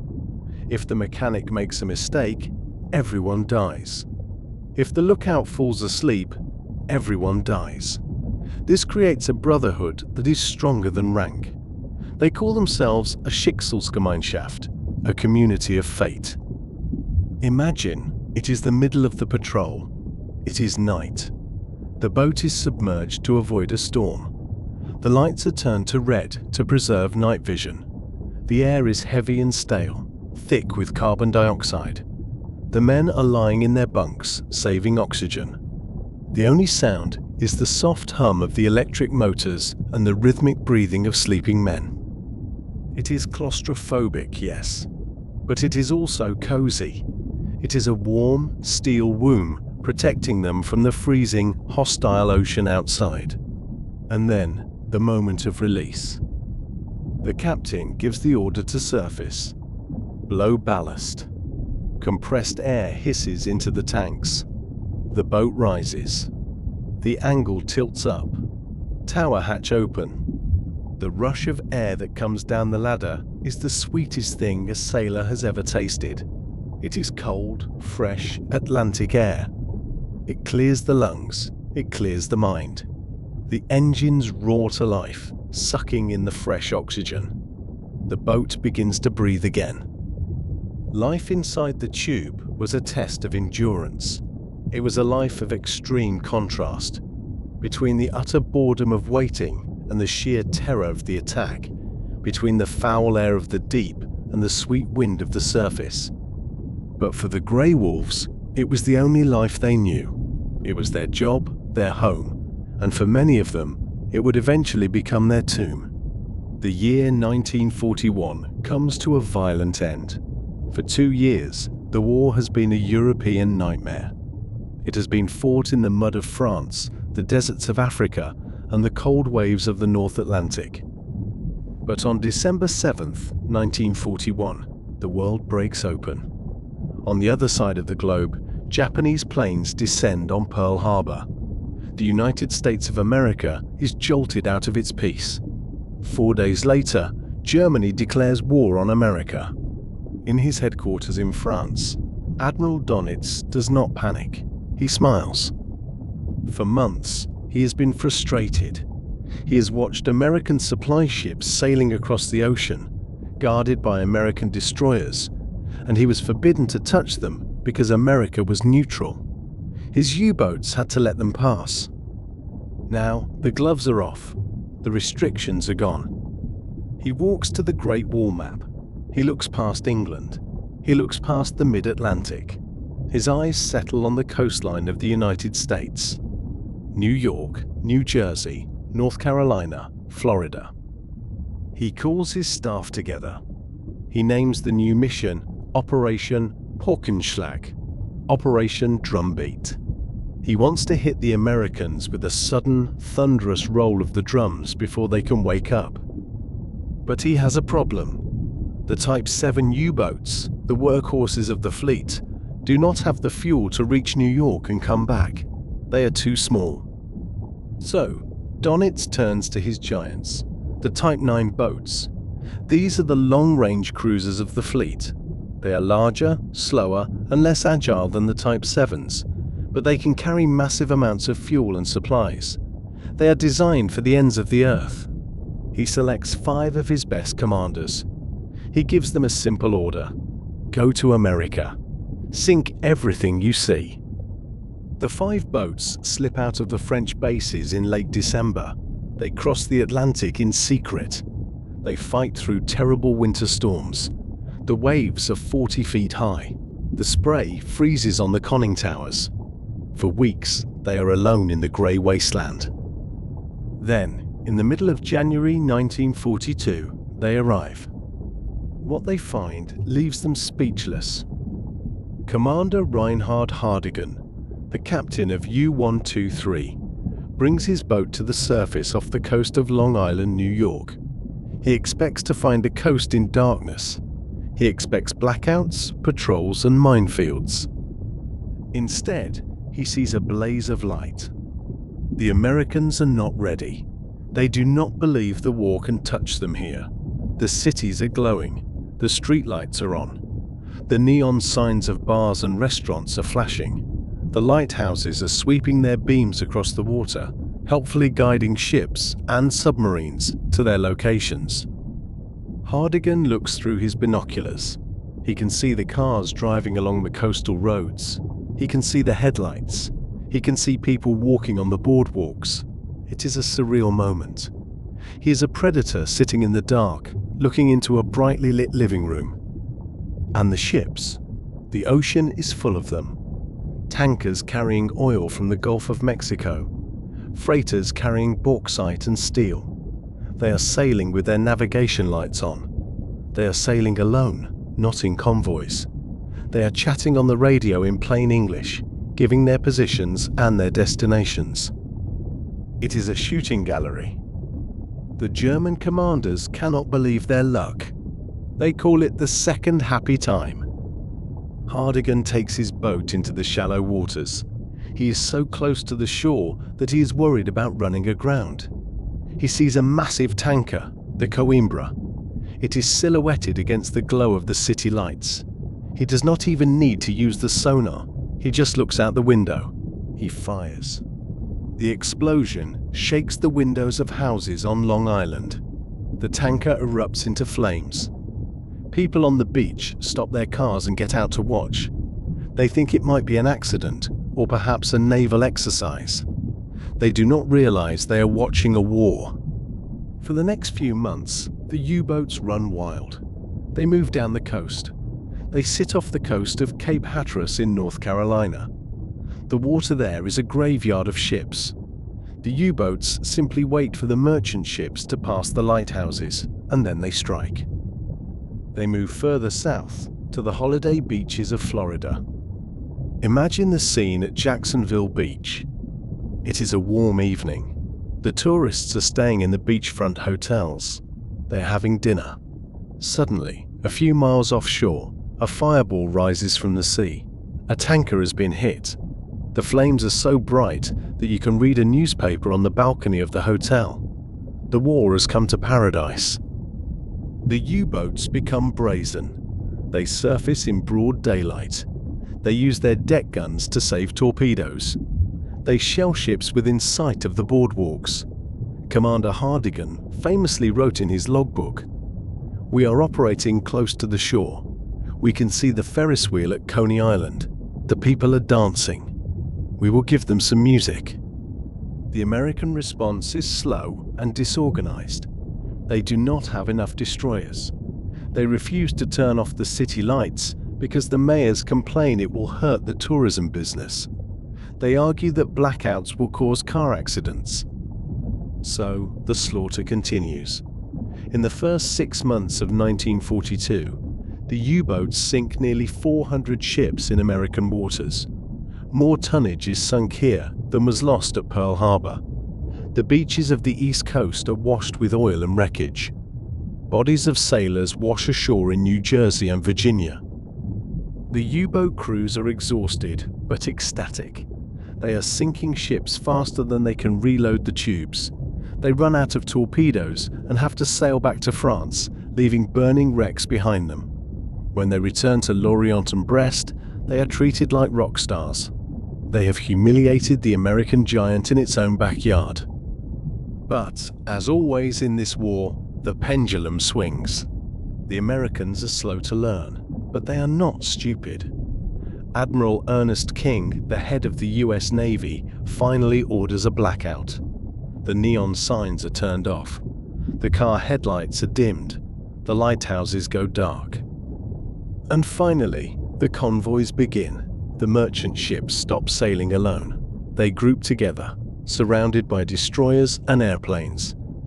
The Bucket Brigade convoys run from Florida to New York, hopping from port to port during the day and anchoring at night. The easy hunting ends. By the summer of 1942, the U-boats return to the American coast and find a different world. The lights are gone, the horizon is empty, and suddenly, planes are dropping depth charges from the sky. The second happy time is over. The U-boats are pushed back. They are forced to retreat from the coast, back into the deep, unforgiving waters of the mid-Atlantic. But the psychological damage is done. The Americans now know that the ocean is not a moat. It is a highway for enemies. The war is no longer over there, it is here. As we close this chapter, picture a U-boat turning its bow east, away from the lights of Florida, heading back toward the darkness of the open ocean. The crew is tired. The boat is empty of torpedoes. They have feasted, but as they look back at the fading coastline of America, the captain knows that they will never get this chance again. The sleeping giant is awake, and the giant is angry. The golden age of the U-boat is ending. The grim years of the grinding war are about to begin. We leave the crashing waves of the American coast. We leave the smell of the diesel oil and the burning tankers. We travel now to a different kind of battlefield. This battlefield has no explosions. It has no salt spray. It is a battlefield of quiet rooms, ticking clocks and sharp pencils. It is a war fought not with steel, but with mathematics. Throughout the Battle of the Atlantic, there was a third participant. There were the Allies, there were the Germans, and there were the radio waves. Every time a Wolfpack gathered, the air was filled with signals. Every time a U-boat spotted a convoy, it sent a message. Every time Admiral Donitz ordered an attack, he broadcast his voice across the world. The Germans were not worried about being heard. They knew the British could hear the beeping of the Morse code, but they believed that the British could not understand it. They believed their language was locked inside an unbreakable box. They called it the Enigma. Imagine a wooden box, beautifully crafted, sitting on the small desk of the U-boat's radio room. It looks like a typewriter. It has a keyboard, but above the keyboard there is a panel of 26 small glass lamps, each one labeled with a letter. When the operator presses a key, say the letter A signal travels through the machine. It goes through a series of rotating wheels called rotors. These rotors scramble the signal. They swap the letters. They twist the path of the electricity. Finally, the signal reaches the lamp panel and a letter lights up. Maybe it is the letter X. So, A becomes X. But here is the genius of the machine. If the operator presses A again, the rotors move. The path changes. This time, A might become P. The next time, it might become Z. The code changes with every single keystroke. To break the message, you need to know the exact starting position of the rotors, and there are 159 million possible settings. To the German commanders, the Enigma was perfect. It was the iron fortress of their communication. They trusted it with their lives. They trusted it with the location of every U-boat in the ocean. But across the English Channel, in a quiet country estate called Bletchley Park, a group of people were trying to pick the lock. Bletchley Park does not look like a military base. It is a Victorian mansion surrounded by green lawns and a lake. It is peaceful. There are ducks floating on the water. But inside the wooden huts scattered around the garden, the air is electric with tension. The people working here are not soldiers. They are chess champions. They are crossword puzzle experts. They are mathematicians from Oxford and Cambridge. They are young women with sharp minds. They are the code breakers. Among them is a man named Alan Turing. He is quiet, eccentric, and brilliant. He looks at the Enigma not as a puzzle, but as a mathematical problem. He knows that a human brain cannot check millions of combinations. To fight a machine, he realizes, you need a machine. He designs a monster. They call it the bomb. Picture a large, noisy cabinet. It is 7 feet tall. On the front, There are rows and rows of rotating drums, spinning and clicking rhythmically. Tick, tick, tick, tick. It sounds like 1,000 clocks ticking at once.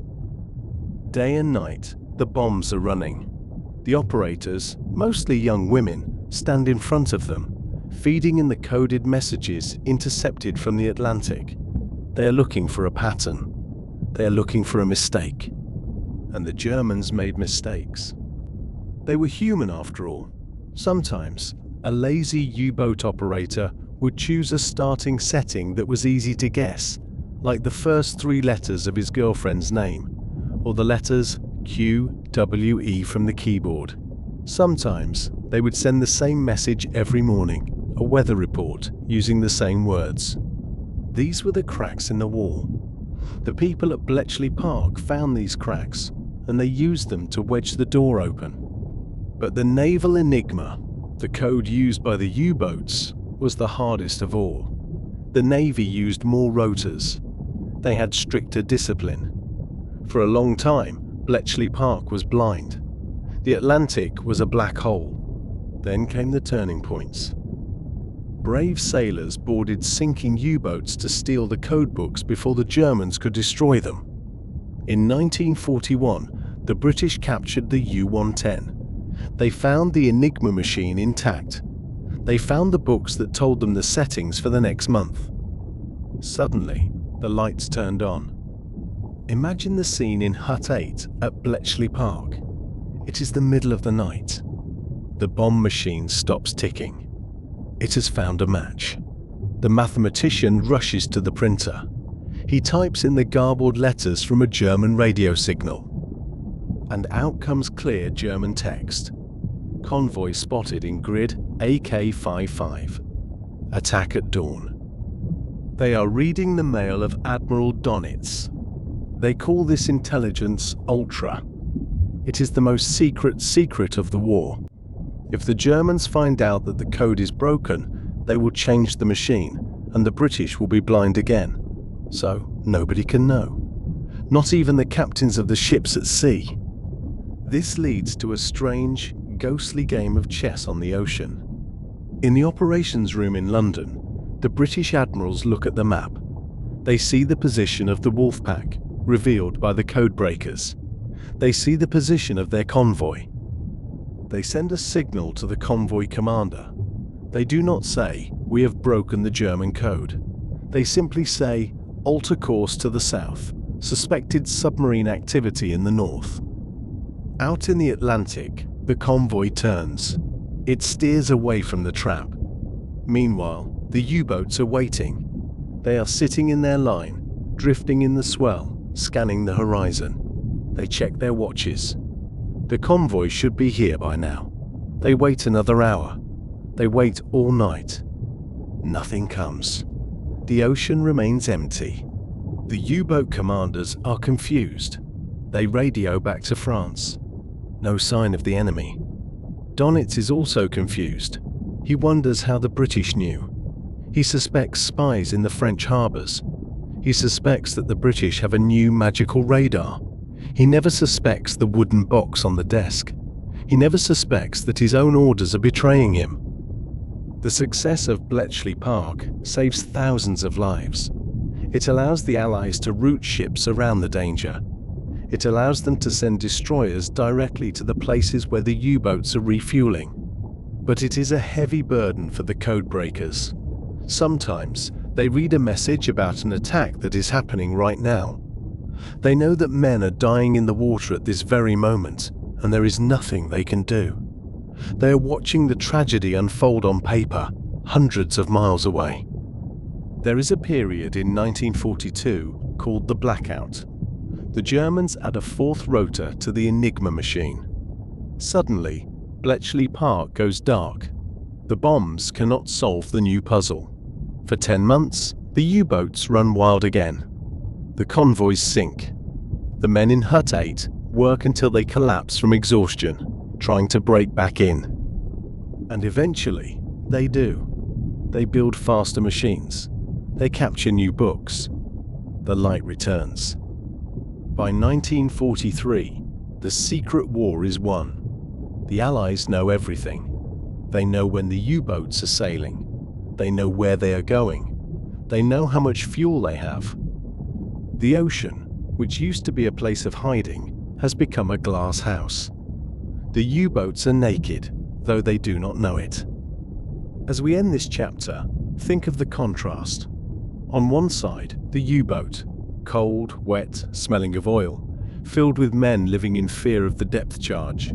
On the other side, the quiet room at Bletchley Park, the smell of tea and old paper, the radiator hissing in the corner, and the rhythmic click-click-click of the machine that is slowly, methodically destroying the Wolfpacks. The whispering waves have been caught. The secret is out.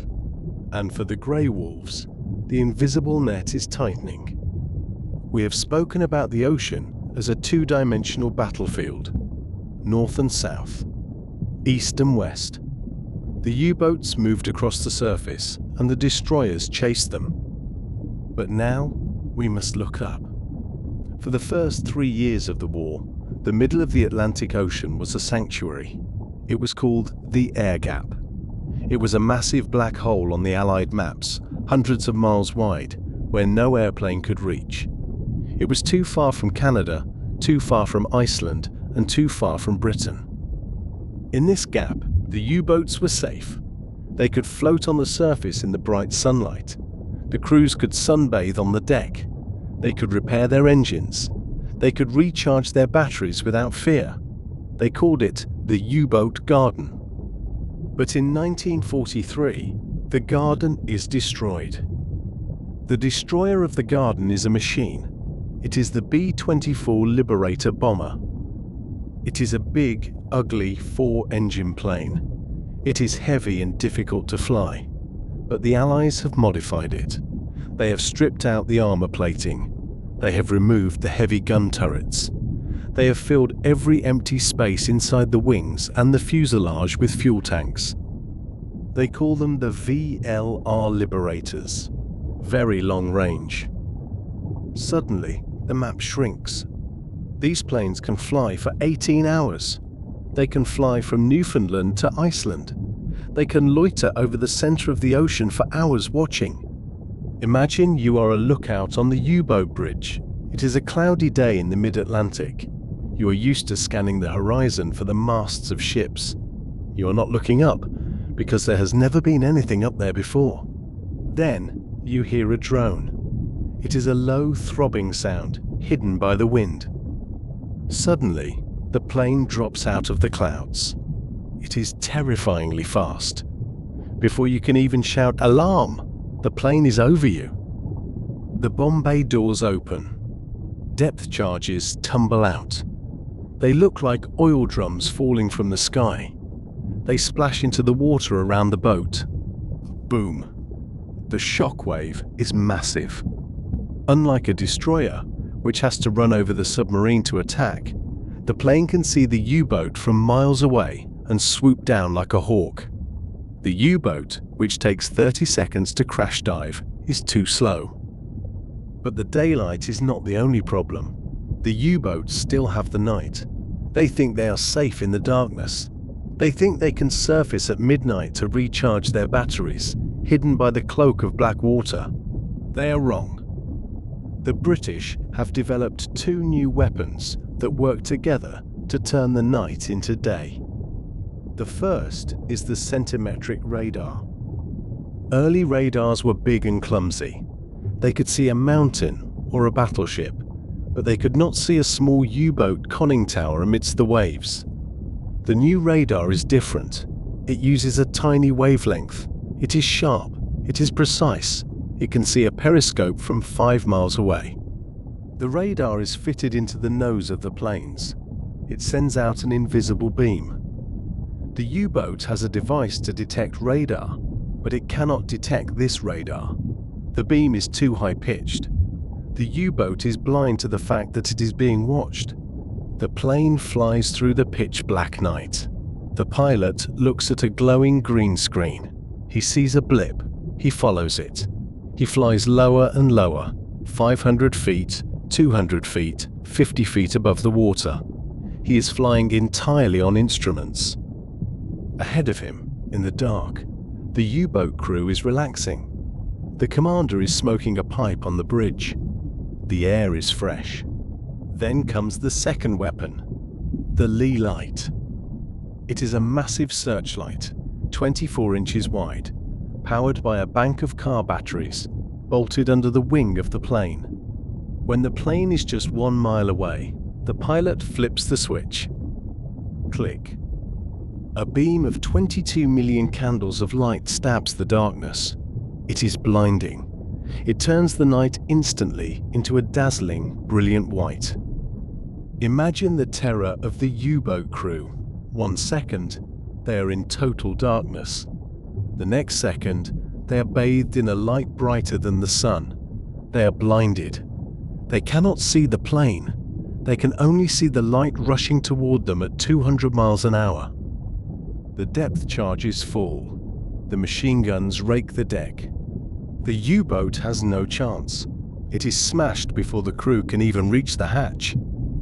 This combination, the very long-range bomber, the invisible radar, and the lee light, changes the psychology of the war. The hunters are now the hunted. The U-boat crews start to develop a condition known as bleshkoller, tin-can fever. It is a form of nervous exhaustion. They feel like there is no escape. If they stay underwater, their batteries die and the air runs out. If they surface to recharge, the eye in the sky sees them. They start to fear the clouds. They start to fear the moon. They spend their watches scanning the sky in panic, jumping at the sound of every seagull. Admiral Donitz tries to fight back. He orders his boats to stay on the surface and fight. He gives them more anti-aircraft guns. He tells them, "Don't dive. Shoot the plane down." It is a disaster. A submarine is a steady platform, but it is slow. A plane is fast and agile. For every plane the U-boats shoot down, 6 or 7 U-boats are sunk. The ocean floor becomes littered with the wreckage of the grey wolves. The Atlantic Gap is closed. The supply lines are covered from shore to shore by the protective umbrella of the Air Force. The convoys can now sail with angels on their shoulders. For the U-boat arm, this is the beginning of the end. The technological race has been lost. The simple, brutal efficiency of the early war is gone. The ocean has become a transparent box, monitored by electronics, swept by lights, and patrolled by long-range bombers that never seem to sleep. As we end this chapter, imagine the view from the cockpit of a Liberator bomber. It is dawn. The pilot is drinking coffee from a thermos. Below him, the clouds are breaking. He sees a convoy of 50 ships steaming safely east. And miles behind them, he sees a patch of oil on the water, shimmering in the morning sun. It is the only gravestone a U-boat ever gets. The sky has conquered the deep. We have arrived at the turning point. If you look at a graph of the Battle of the Atlantic, you will see a line that rises and rises for 3 years. It represents the number of ships sunk. It represents the success of the U-boats. It climbs higher in 1940, higher in 1941, and reaches a peak in 1942. But then, in May of 1943, the line falls off a cliff. History rarely happens so suddenly. Usually, wars change direction slowly. But in the Atlantic, the change happened in just 31 days. The Germans call it Black May. The month begins with a storm. It is early May. A convoy called ONS-5 is sailing from England to North America. It is a slow convoy, 43 merchant ships plodding through heavy seas. They are sailing into a gale. The waves are 30 feet high. The wind is screaming. Admiral Donitz sees an opportunity. He knows the convoy is there. He orders a massive force to intercept it. He sends 41 U-boats. It is one of the largest Wolfpacks ever assembled. He wants to crush the convoy completely. He wants a massacre. In the old days, 41 U-boats would have torn the convoy to pieces. But ONS-5 is defended by a new breed of escort. The British destroyers are led by Commander Peter Gretton. He is a specialist. He knows the U-boat tactics. And his ships are packed with every new technology we have discussed. They have the new radar. They have Hedgehog, a weapon that throws 24 bombs ahead of the ship, creating a ring of fire around a submarine. The battle lasts for 7 days. It is a chaotic, swirling nightmare in the fog and the spray. The U-boats try to attack on the surface at night, but as they approach, they are hit by radar beams. The British destroyers do not wait. They charge down the radar bearings at full speed, firing their guns, dropping depth charges. The U-boat commanders are shocked. They cannot get close. Every time they try to sneak in, a destroyer is waiting for them. In the confusion of the storm, the hunters become the prey. The U-boats collide with each other. They are rammed by destroyers. They are bombed by aircraft flying through the clouds. When the storm finally clears, the result is stunning.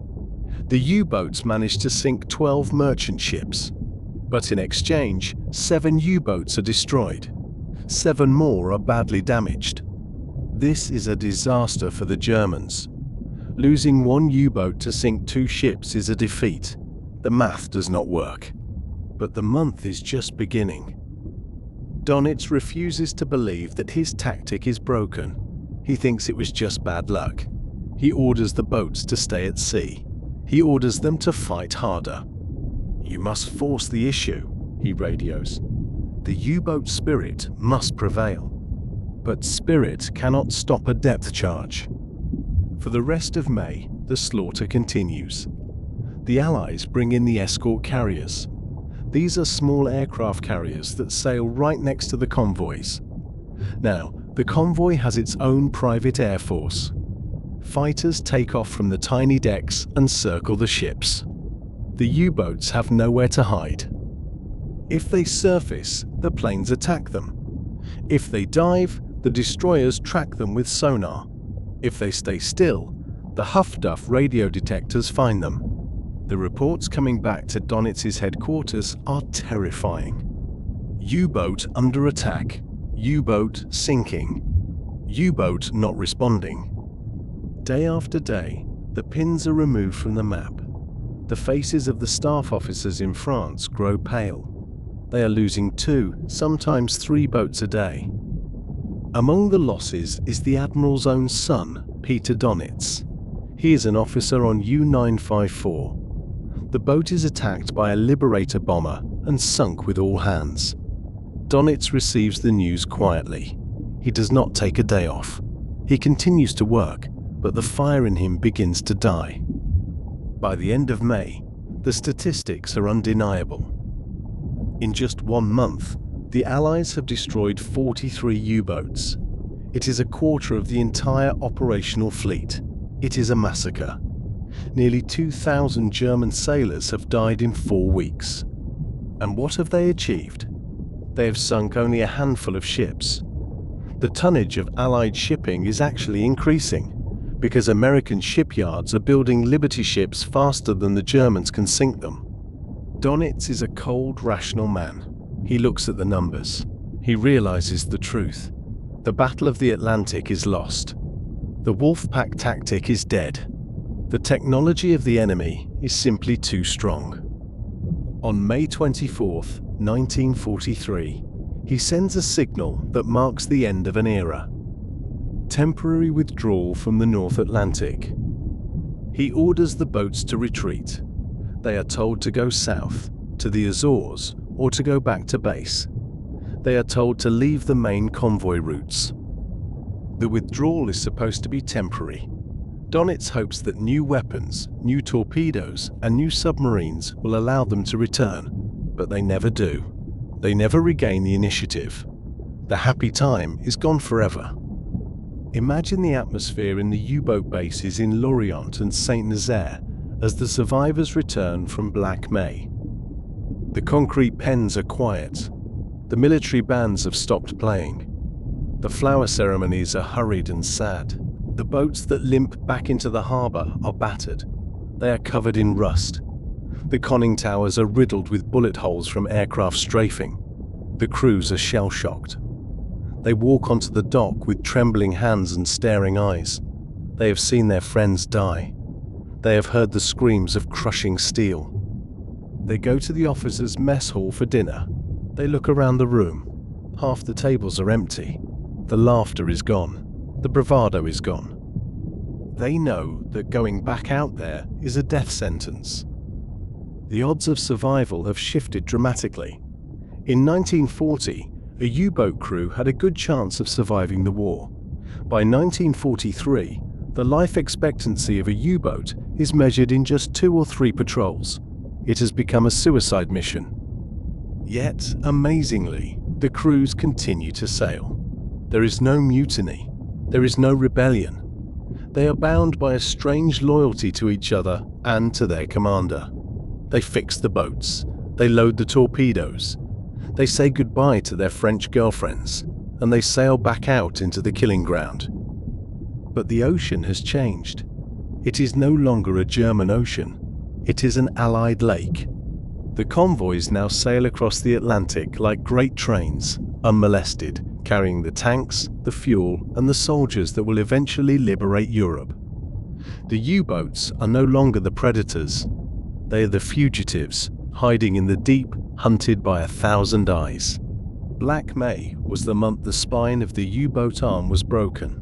It was the victory of the machine over the Wolf. The year is 1944.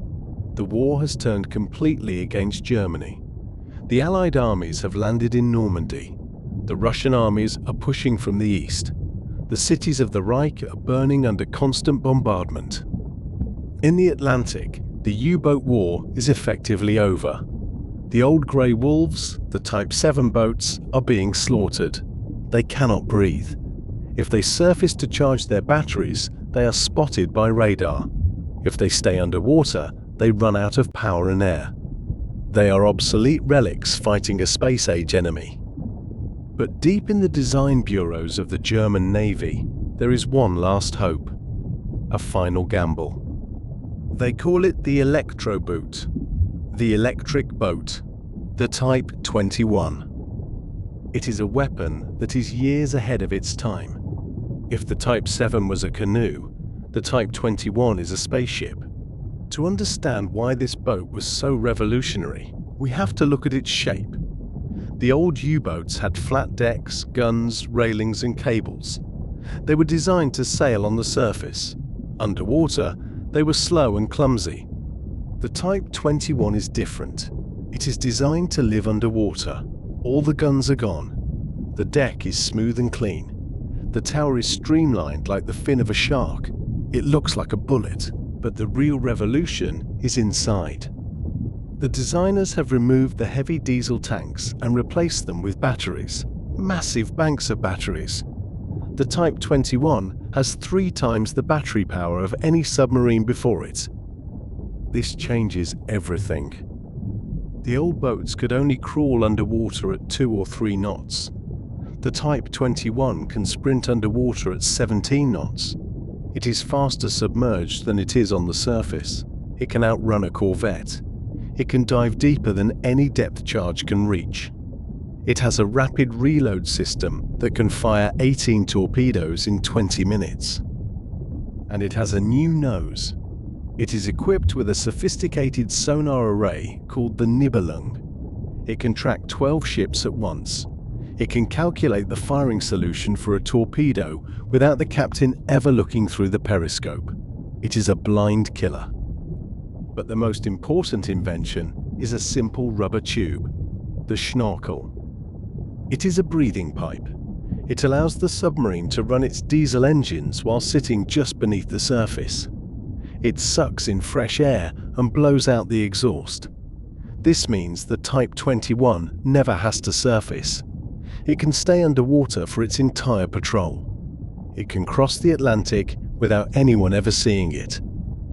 It is the first true submarine in history. Admiral Donitz believes this boat can win the war. He orders them to be built immediately. He wants hundreds of them. He wants a new fleet that will sweep the Allied convoys from the sea just when they think they have won. But building a miracle in the middle of a collapsing empire is a nightmare. The shipyards are being bombed every night by the British and Americans. The railways are destroyed. The steel is running out. So, the Germans try a new method. They do not build the boats in one place. They build them in sections. They build the bow in one city, the stern in another, and the tower in a third. They transport these giant steel slices by canal and rail to the assembly bunkers in Bremen and Hamburg. It is a desperate race against time. The conditions are horrific. The workers are often prisoners, forcing the metal together under the watchful eyes of guards. The quality suffers. The sections do not fit. The welds crack. But slowly, the fleet begins to grow. By late 1944, the first Type 21s are sliding into the water. They look terrifying. They look modern. If you saw one today, it would look like a submarine from the 21st century, not the 1940s. The crews who are transferred to these new boats are amazed. After years of living in the cramped, stinking Type 7s, the Type 21 feels like a luxury hotel. It has a freezer for food. It has a shower. It has air conditioning. The bunks are separated from the torpedoes. It is silent. When it moves underwater, it makes no noise. It is a ghost. One of the first commanders to take a Type 21 out for a test is Adalbert Schnee. He is an ace, a veteran who has survived the slaughter. He takes his new boat, the U-511, into the North Sea. He sees a British cruiser group. In his old boat, he would have run away. But now, he decides to test the machine. He dives. He slips under the screen of destroyers. He moves fast and silent. He gets within 500 meters of the British cruiser. He has the perfect shot. He could blow the ship out of the water, and the British would never know he was there. But he does not fire. The date is May 4th, 1945. The war is days away from ending. Hitler is dead. The order has gone out to cease fire. Schnee simply watches the cruiser through his periscope. He simulates the attack. Then, he turns his ghost ship around and slips away, unseen, untouched. He returns to base to surrender. This is the tragedy of the Type 21. It worked. It was a masterpiece of engineering. It was the weapon that every submarine commander had dreamed of. But it arrived 10 minutes too late. Only a handful of these boats ever went on patrol. They never fired a torpedo in anger. They never sank a ship. They were born into a world that had already been destroyed. When the Allies captured the German ports at the end of the war, they were stunned. They found hundreds of these futuristic submarines sitting in the docks, some finished, some half-built, some rusted shells. The American and Russian engineers climbed inside. They looked at the batteries. They looked at the sonar. They looked at the hull shape. They realized immediately that their own navies were obsolete. They took the Type 21s home. The Americans took them to New York. The Russians took them to Leningrad. They took them apart, bolt by bolt, to see how they worked. And if you look at the first nuclear submarines built by America in the 1950s, or the Whiskey-class submarines built by the Soviet Union, you will see the ghost of the Type 21. The shape is the same. The philosophy is the same.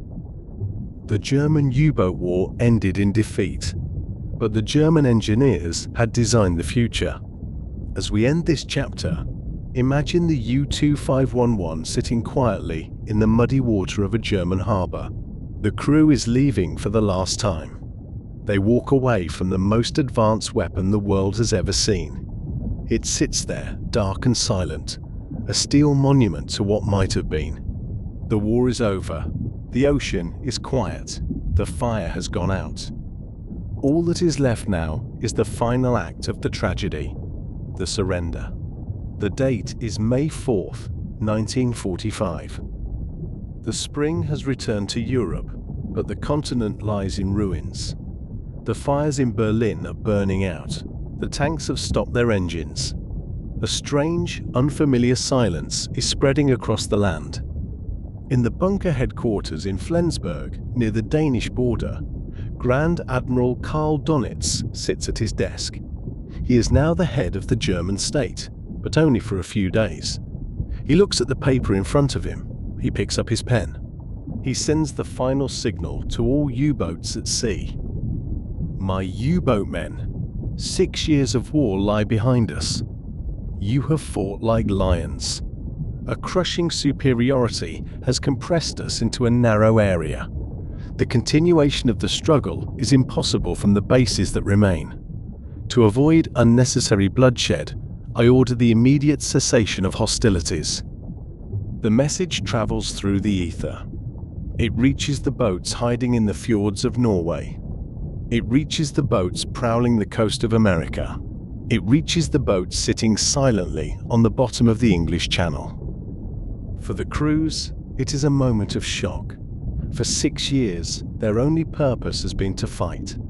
They are young men who have known nothing but the war. But beneath the shock, there is a profound, overwhelming sense of relief. They are alive. They have survived the iron coffin. The order comes to surrender.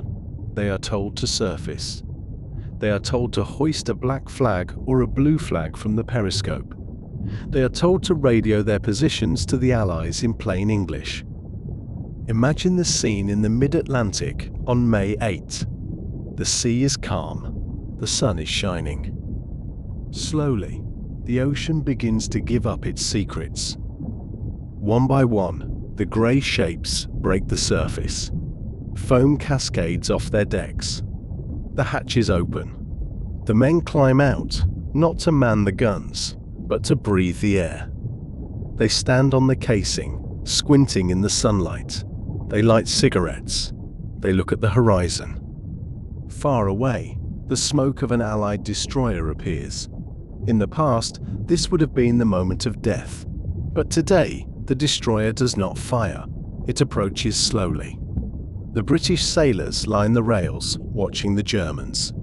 The Germans watch back. There is no cheering. There is only a quiet curiosity. Enemies who have tried to kill each other for years are finally looking into each other's faces. The U-boats are ordered to form single columns. They are herded like sheep towards the British ports. They sail into Loch Ryan in Scotland and Lisahally in Northern Ireland. It is a ghost fleet. 156 U-boats surrender. They fill the harbours. They are tied up side by side, rust streaking their hulls, their diesel engines silent forever. The German crews are taken off. They pack their small bags. They take their photos of sweethearts, their chess sets, their harmonicas. They leave the boats that have been their homes, their prisons, and their protectors. As they walk down the gangplanks into captivity, they touch the cold steel one last time. But the story does not end at the dock. The Allies have a problem. They have captured hundreds of these deadly machines. They are dangerous. They are filled with advanced technology. The British do not want them. The Americans do not want to keep them. And they certainly do not want the Soviets to have them. So they make a decision. They will not scrap them. They will not sell them. They will execute them. They call it Operation Deadlight. It is the winter of 1945. The war has been over for 6 months. The Atlantic is cold and grey. Tugs attach tow lines to the empty U-boats. They pull them out of the harbour, back into the open ocean, north of Ireland. It is a funeral procession. The boats are unmanned. They are dead shells, bobbing helplessly in the wake of the tugs. They reach the deep water. The executioners are waiting. British destroyers and aircraft circle the area. The order is given. The guns open fire. The aircraft drop rockets. It is target practice. One by one, the U-boats begin to die. Some explode in a ball of flame. Some simply break apart. Some, stubborn to the end, refuse to sink. requiring round after round of gunfire before they finally slip beneath the waves. It is a melancholy sight. These were the machines that once terrified the world. They were the apex predators of the ocean. Now, they are just scrap metal, being disposed of in the cold winter wind. As they sink, they drift down into the darkness, down past the sunlight zone, down past the twilight zone. They settle on the seabed, hundreds of fathoms deep. The silt rises up to meet them. And then, silence returns. The Battle of the Atlantic is over. The great convoys are gone. The ocean is empty again. Today, if you were to go to that spot north of Ireland, you would see nothing but waves. The wind still blows the foam. The gulls still cry. The ocean looks exactly the same as it did 1,000 years ago. It has no memory. It does not care about the wars of men. But down below, in the eternal dark, the grey wolves are still there. They are rusting cathedrals of steel. The fish swim through the open hatches. The coral grows on the periscopes. The barnacles cover the torpedo tubes. They have found their peace. The men who sailed them are mostly gone now. The happy time, the black May, the terror of the depth charge. These are just stories in history books. But for those who were there, the sound of the ocean never truly left them. So, as you lie here, safe and warm, let the image of the vast, rolling Atlantic fill your mind. Imagine the rhythmic rise and fall of the waves, the deep, slow breathing of the planet. In and out, in and out. The water is cool. The dark is comforting. The history has been told. The ships are at rest. The storm has passed. Let the waves carry you. Let the silence of the deep wrap around you. Drift away. Sleep.